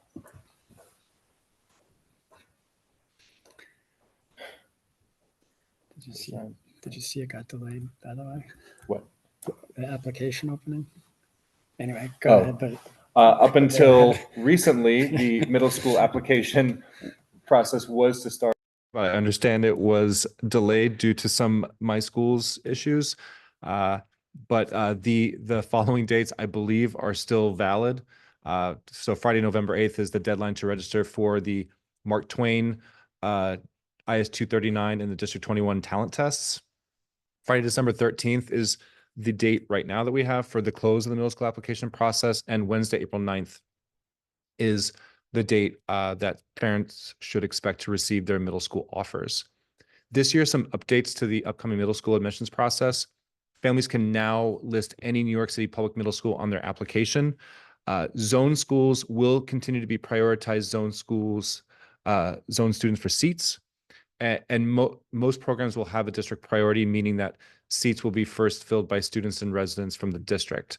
I want to note for District 20 with the Superintendent and Algebra Honors programs, all District 20 students who apply to those programs will be prioritized for seats before any students apply from other districts.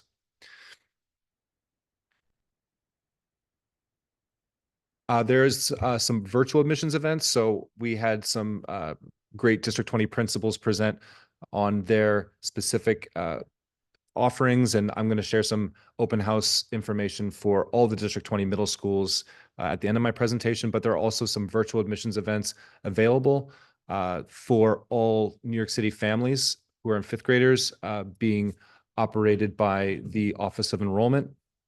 And they discuss how to access My Schools, how to learn about middle school options, and how to apply and how offers are made. Interpretation is available, and all of the information is contained on the enrollment page of the New York City website, which I'll share in a second. So the place to access that and all this other information is at schools.nyc.gov/enrollment. All of the other options for families to get information about the middle school application process are available there, including who can apply, the different programs that are available, information on priority groups, seats in demand, priorities, how you're going to get your offer letter. Pretty much everything is there and available for families on the schools.nyc.gov enrollment site. For high school, all of our 8th graders in the district are going through the high school application process. That application process, including for LaGuardia and the specialized high school test registration, are open. You can do all of this work on the My Schools account. And on the schools.nyc.gov enrollment page for high school, it includes a tutorial that shows a link here in order if families need some support in creating a My Schools account. Some updates to this year's high school application process. There's a new feature that supports families in understanding their chances of getting an offer to a program. So for each program, students will see an icon that indicates whether they have a high, medium, or low chance of receiving an offer, which is based on the applicant's admissions characteristics like grades, priority group, and other characteristics. And there's information about this on the Chance of the Offer webpage on the high school admissions website. There's no limit to application choices this year as well. In previous years, there was a limit of 12 choices to place on the application.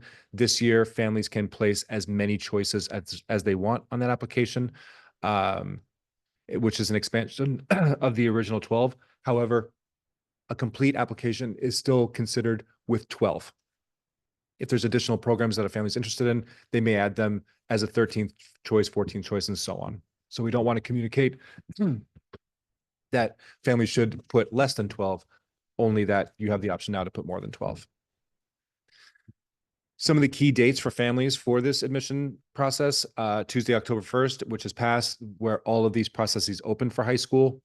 On Friday, October 18th, the registration for the specialized high school admissions test closes. So any family that is interested in having their child take the specialized high school admission test this year must register their child by October 18th.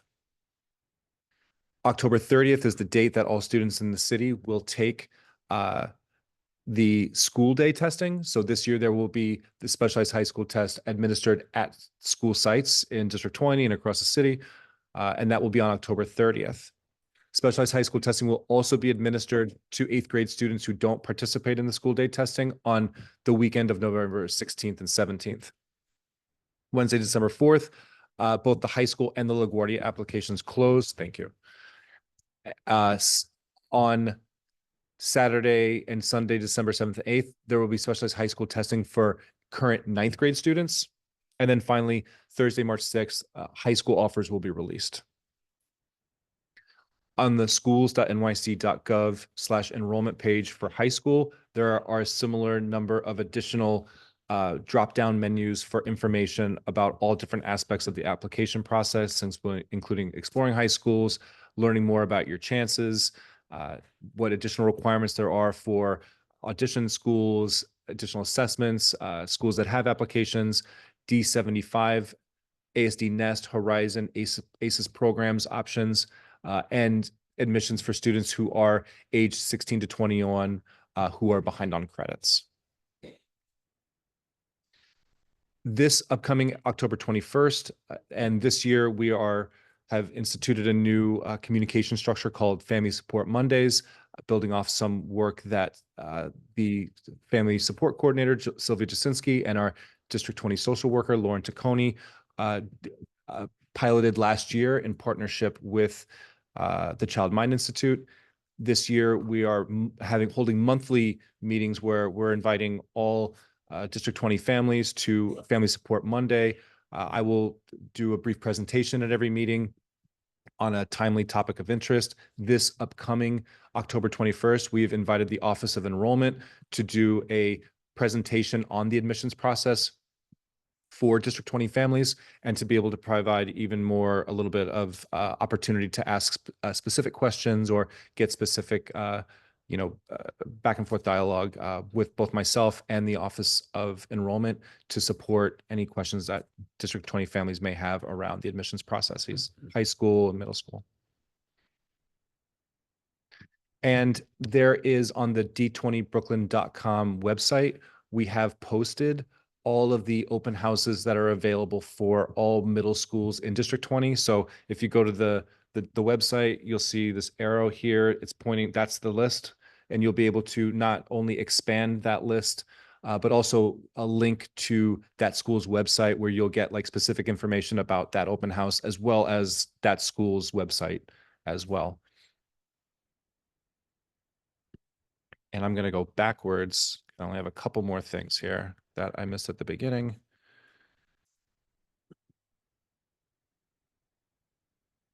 I want to again congratulate BSI on their Blue Ribbon recognition from the United States DOE, and also just share again around, I want to thank and,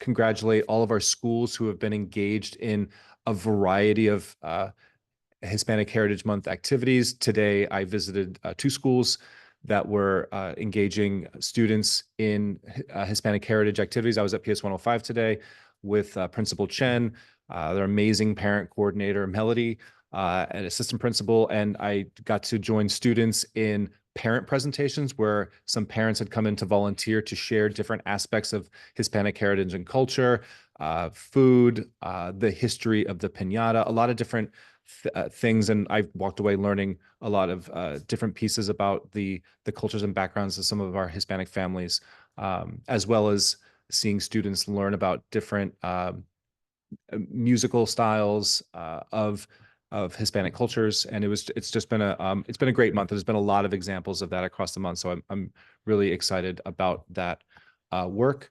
And I want to share again on the District 20 website, we have organized a variety of resources that apply to all of the different specific months that are celebrated across the year in New York City Public Schools.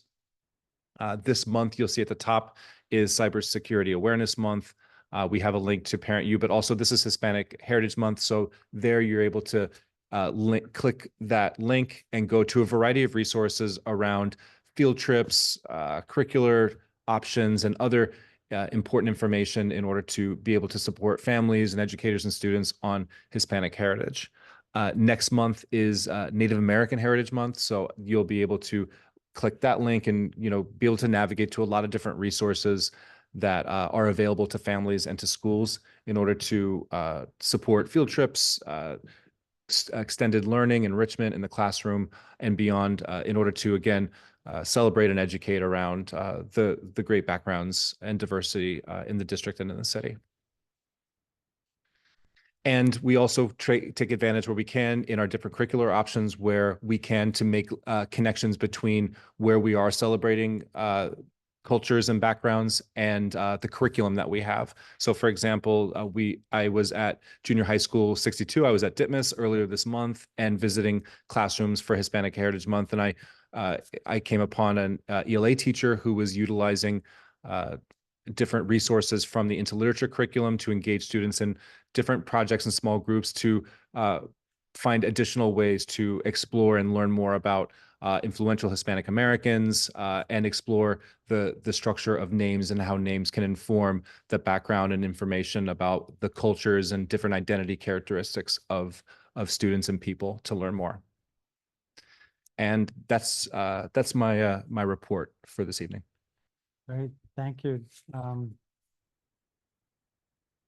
Thank you so much, Superintendent Preto. And thank you to the middle school principal for being here too. If they're still on, just a second round of thank yous, because I really do appreciate that. I think our families and parents, it's very important to know about the schools and try to, all of you did a great job of, I feel like, highlighting unique things about the schools, because that's really important too, to set set apart for parents so they can make decisions that are best for their children.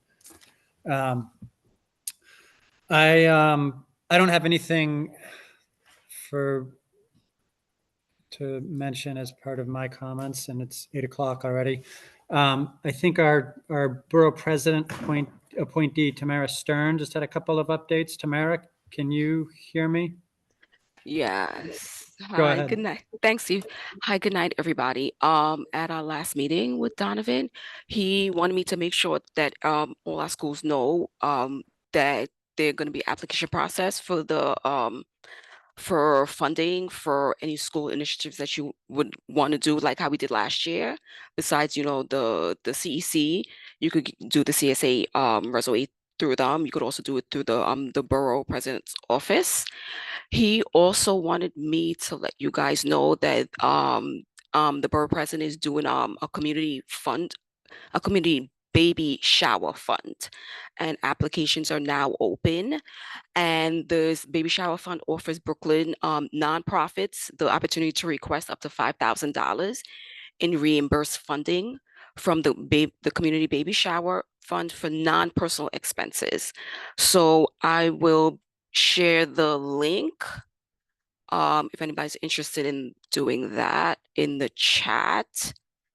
And I think that's it. I wanted to be quick. All right, thank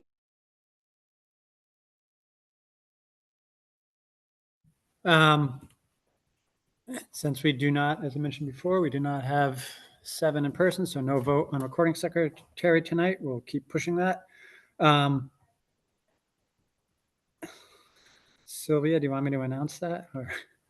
So an announcement here, our superintendent, Dr. Preto, is being recognized as a Grand Marshal at the Brooklyn Columbus Day Parade this Sunday, October 12th on 18th Avenue. Public service announcement. And it is also Italian Heritage Month, just coming up in November. So be there on Sunday at the parade. You can see our superintendent. Saturday, October 12th. Got it. So I guess that brings us to our final public speaking session of the night. Oh, right. Yeah, we had one order of business, and it has to be done. It's best to be done in the calendar meeting. It's just the 3 new schools, the liaison assignments. CEC members, I don't have a particular process for this. We've got 3 new schools, MS 407, the middle school on 86th Street. We've got, I still haven't got the numbers right. David, what are the numbers for the one? The one in Bay Ridge is 331, or is that's the one in? The one in Bay Ridge is PS 413. 413 is Bay Ridge. The one in Borough Park is PS 331. Yeah. So I know there's one CEC member who had requested MS 407. I don't know if is that member here? So I guess there's no particular process for this, guys. We all have our existing number of schools. And if anyone would like to speak up and request any of the 3 schools.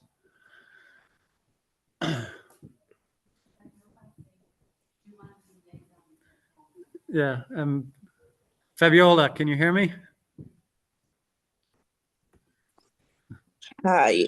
Yes, I'm sorry. I wrote in the chat that I'm not feeling so well. No problem. Did you want to be MS 407's liaison? Sure.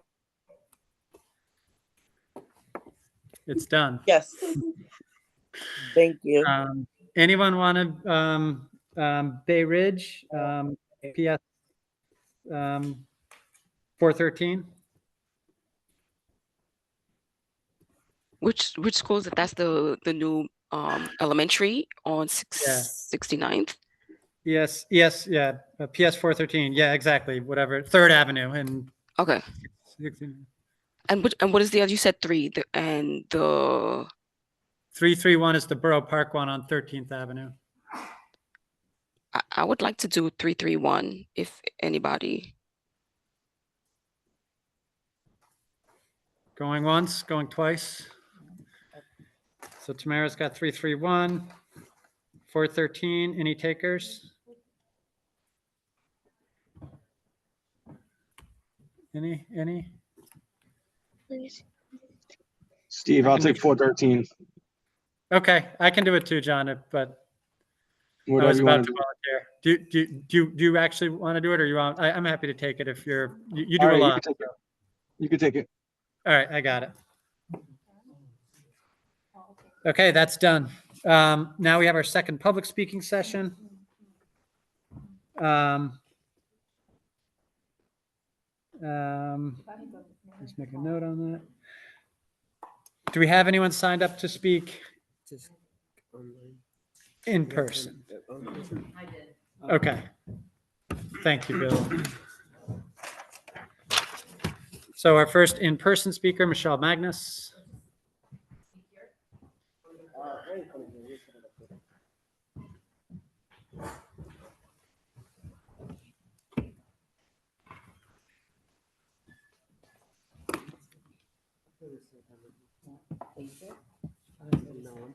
No, I just tell me where I need to go.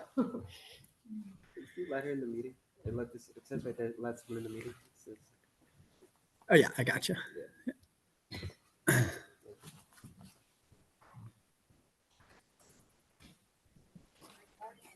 You just press F1 on this one, on the black one. Okay. Oh. On the black one, there's a mute button, F1. Good. Hello.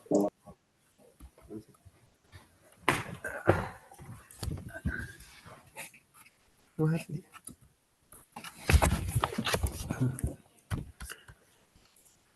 Michelle, do you want to just come up and sit at my I could do either or. laptop? I'm easy. Kevin, what do you Wherever need think? to go. Yes. All right.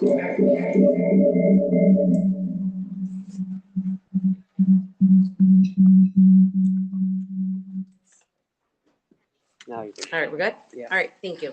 So first I want to thank the CEC for hearing us back in June and also throughout the summer, working so hard advocating for the schools who've lost funding for NIA. You guys are a really great team, so I want to just say we appreciate you at 185. It was so lovely to hear all the middle schools and all the funding they get and all the after-school programs they provide for their students. I'm getting to see my daughter experience it, and it's something I wish the elementary level would have a little bit more funding for. Just hearing the office today speak about funding and the state funding and central funding, my mind was just blown how central DOE is competing with the CBOs for the same state grants. It's something I feel should be more centralized instead of bureaucratic and going through the same, like, I don't know how many different levels before a school gets funding. I would say maybe we need to centralize that in something that every public school should have. Just like universal pre-K, every child should have the opportunity to go to a free pre-K program. Every child and student should have the opportunity to go to an after-school program. It is needed in our whole city. I have many parents at 185 who are looking to go back to work part-time this year, and it's just not lucrative anymore. They have to stay home. Our numbers were telling with the sign up for NIA on how many parents did need the free program. So it is not a fight that ends today. It does clearly, I heard tonight that 185 is only gonna get funded for 1 year. So it is disappointing to hear that once again, at the end of the year, families are gonna be disappointed to hear that our after-school program, once again, is up in shambles and we don't know what it's gonna look like. It's something that our kids need consistency for. It's something our families need consistency for. So it's something we are going to have to continue to advocate. I don't understand how the state was given more money than when Cuomo gave them money. And so this pie she was talking about and got bigger, but I don't understand how a lot of schools got cut. So some questions I have for that department. Like I said, it's going to be a huge hit for our school community at 185. Moving a little bit over and shifting to this math curriculum. I've been aware of that it has been mandated at the city level, the high school level, this new math curriculum. I'm a little not sure if we're getting mandated at the elementary level and middle school level of, I think it's called illustrative math. But if we are, because I don't know what's happening with central office right now, but if we are, I hope that we are not going to be flying the plane and building it at the same time, like into literature and into reading, that we have this plan in place for our teachers and for the parents as well as knowing what's going on with math.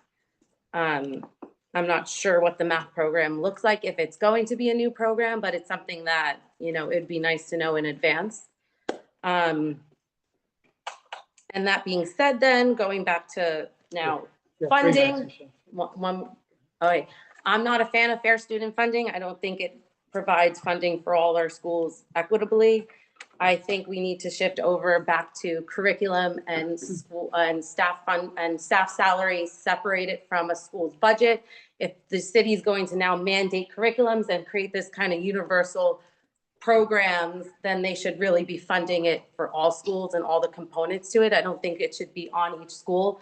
Been through several schools now, and I've seen every school offers one program differently and has different books for it. I don't find that very equitable. So just something I want to put out there that I don't know. I know you guys have a bigger voice than me, but fair student funding is not really my thing. So thank you again. Have a good night, everybody. Thank you. Yeah,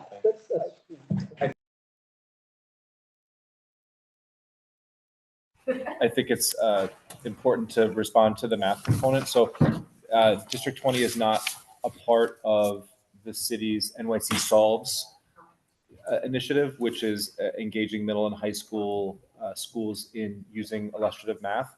All District 20 schools have selected a standards aligned math curriculum and have been operating them in the schools for the last couple of years.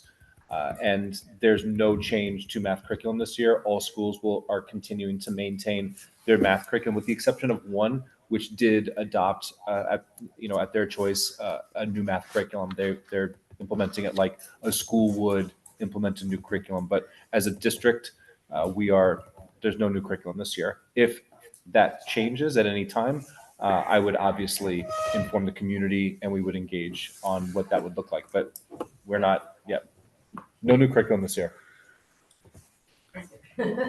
Thanks, Superintendent.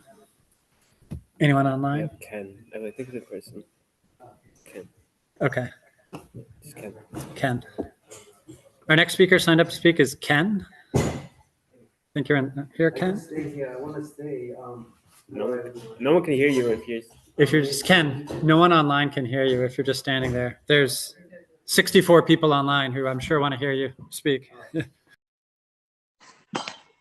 Good evening, everyone. My name is Kenny. I'm a parent. I want to say our kid first, our parent first. The parent have a crisis to pay all the spends because the parent got no time to work. Okay, and the city. I want to come right now. I want to complain the city. The city got no right to giving away whole times money to illegal migrants and cut off any school funding. We are all here fight for after school funding program. We are fight for our kids' safety, fight for our parent right. I want to have another protest for after school funding because the money to go away. We have a protest for last time. Thank you for, President Stephen Stowe and also Julie and also John Rico. We made that happen. We have a $3 million from the governor, and the money is going away. And like what the lady say, the money have to help for the lower class income or whatever. So what about a middle class? They don't need help because the middle class is a biggest taxpayer dollars a person, and we got no benefit from anything. We have to pay for the doctor, we have to pay for the kids spend, we have to pay for everything. So which means lower class got more benefit hire the middle class. Would you think about it?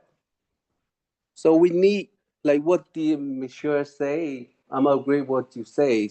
All the public school, all the pre-K, we have to get all free for all, New York family. So why the government keep get away the money? I don't understand what you guys working for. I don't know. I just really confusing right now. Because everybody, you are working in the education department. You should working for New Yorker first, fight for New Yorker first. I don't know what's the point. I want to say New York City gonna broke down, okay? The city and the state gonna broke.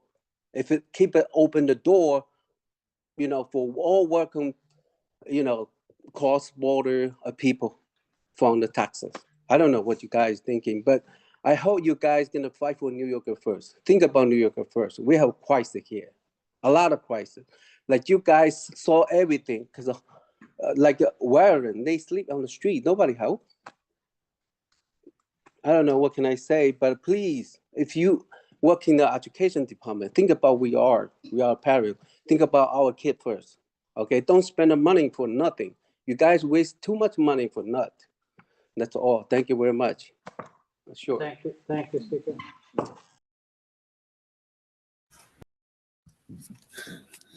Anyone else signed up?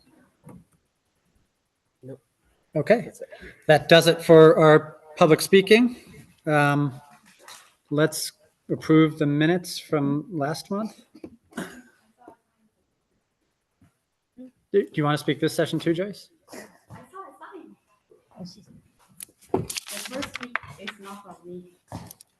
Yeah, go ahead, Joyce. Okay. Hi, hello everyone. My name is Joyce, and I speak for myself.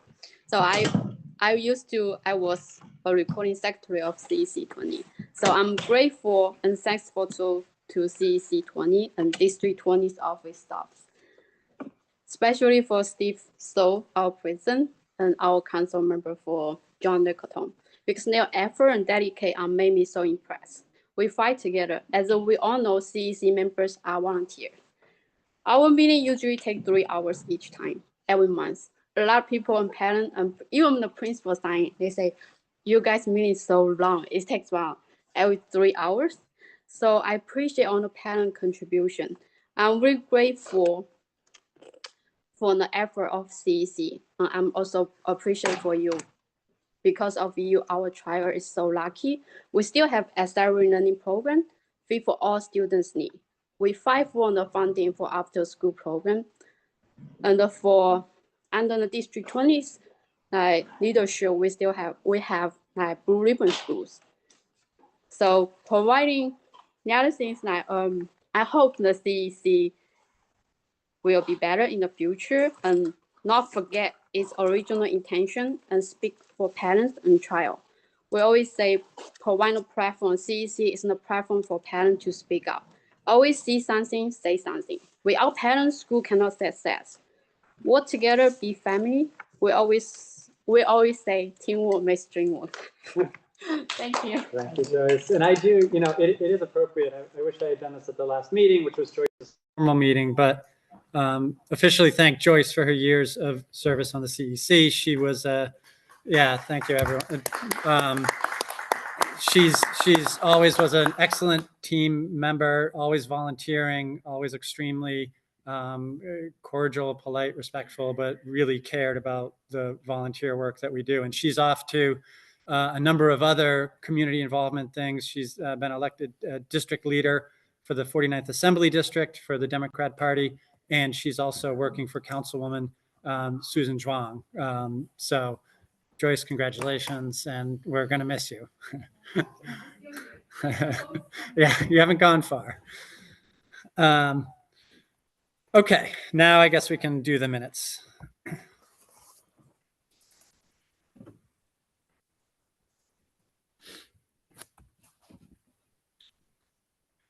So council members, please review the minutes from the September calendar meeting, and if there's any changes, please speak up.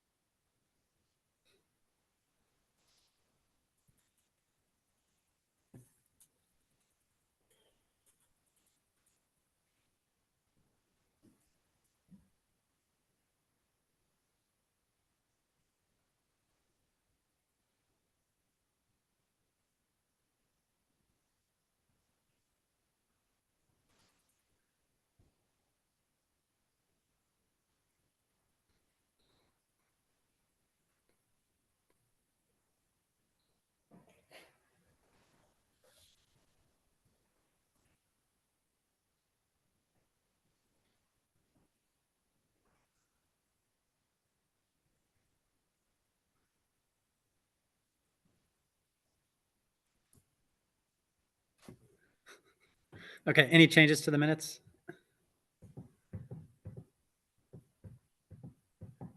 Okay. Tamara, do you have a minutes change? Can you go back up Hold on one to, sec, Tamara. Now we can hear you. can you scroll back up a little bit, Kevin? I think it's Kevin that's doing it.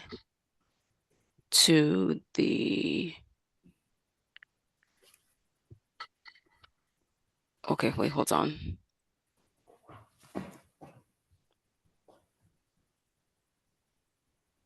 To D. Okay. All right. This is just my person, what I believe. I don't think D210 is aimed to silence parents' voices. It depends on the interpretation of who believes. I just think it should be the courtroom that address the DOE policy regulation D210. What I want to have in there is, I can agree with removing that. That was sort of my commentary on it, but I want to have in there that the court, the U.S. federal court, issued a preliminary injunction invalidating the D210 in the case of a CEC2 council member. Well, you could put that in there. It invalidated the injunction of D210. Yeah. Yeah, so Kevin, here we go. Discussed the recent court ruling that addressed the DOE policy. The ruling issued a preliminary injunction reinstating a CEC2 member. Injunction. And What was the last bit? reinstating a CEC2 member.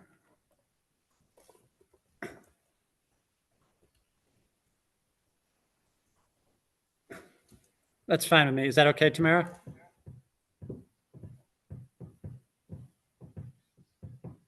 Okay, I'll take that as yes. Any other changes?